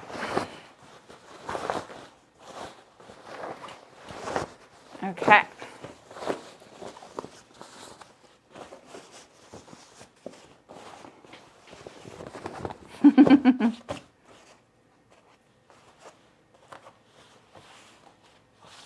I can tell this one didn't get pressed, this pocket. Get rid of this little back stitch there.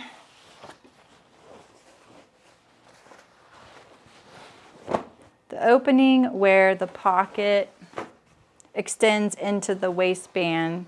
Yeah, it gets stitched down right here.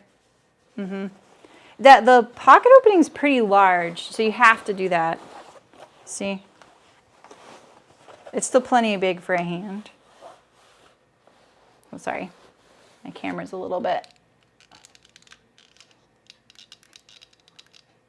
There we go. Yeah. You might want to bar tack that. I'm going to right now. I'm gonna bar tack that.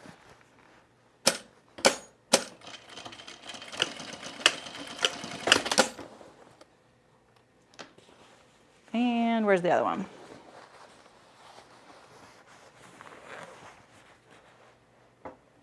That is what you meant, right?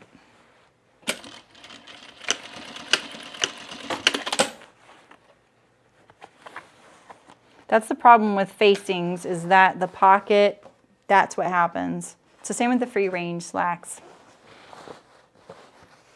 Looks kind of small though. This one looks kind of small.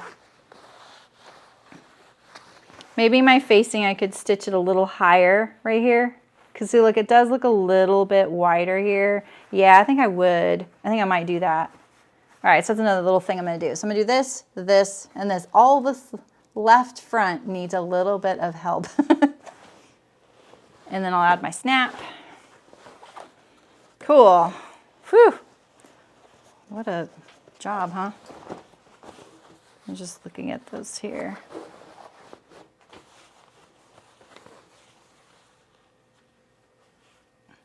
This looks better now that it goes in here, but I still don't think it's very,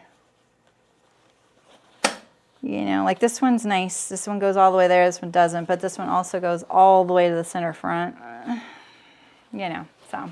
All right, well, that's it. I'll do my other pair. I'll show them on Instagram and stuff. Maybe I'll post them in the guild too, under the project report. Thanks for coming, you guys, and let me know, you know, how yours go if you end up sewing some, and if you have any other questions.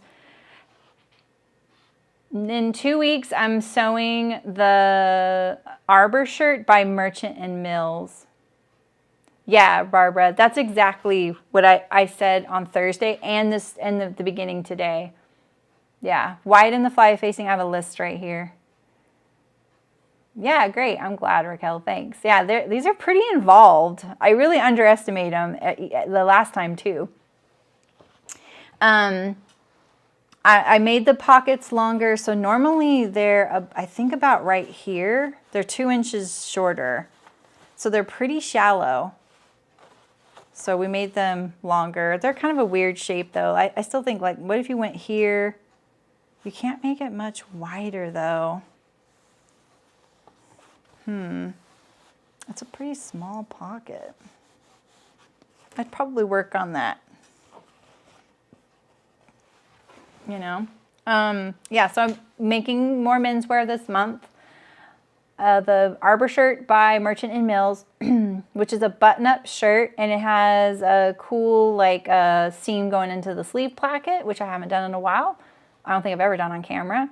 And I'll be probably doing flat felled seams and stuff. So I think I've only sewn one Merchant and Mills pattern, and it was the Ellsworth shirt. So this is kind of new to me. I haven't really sewn much from them. So we'll see how it is.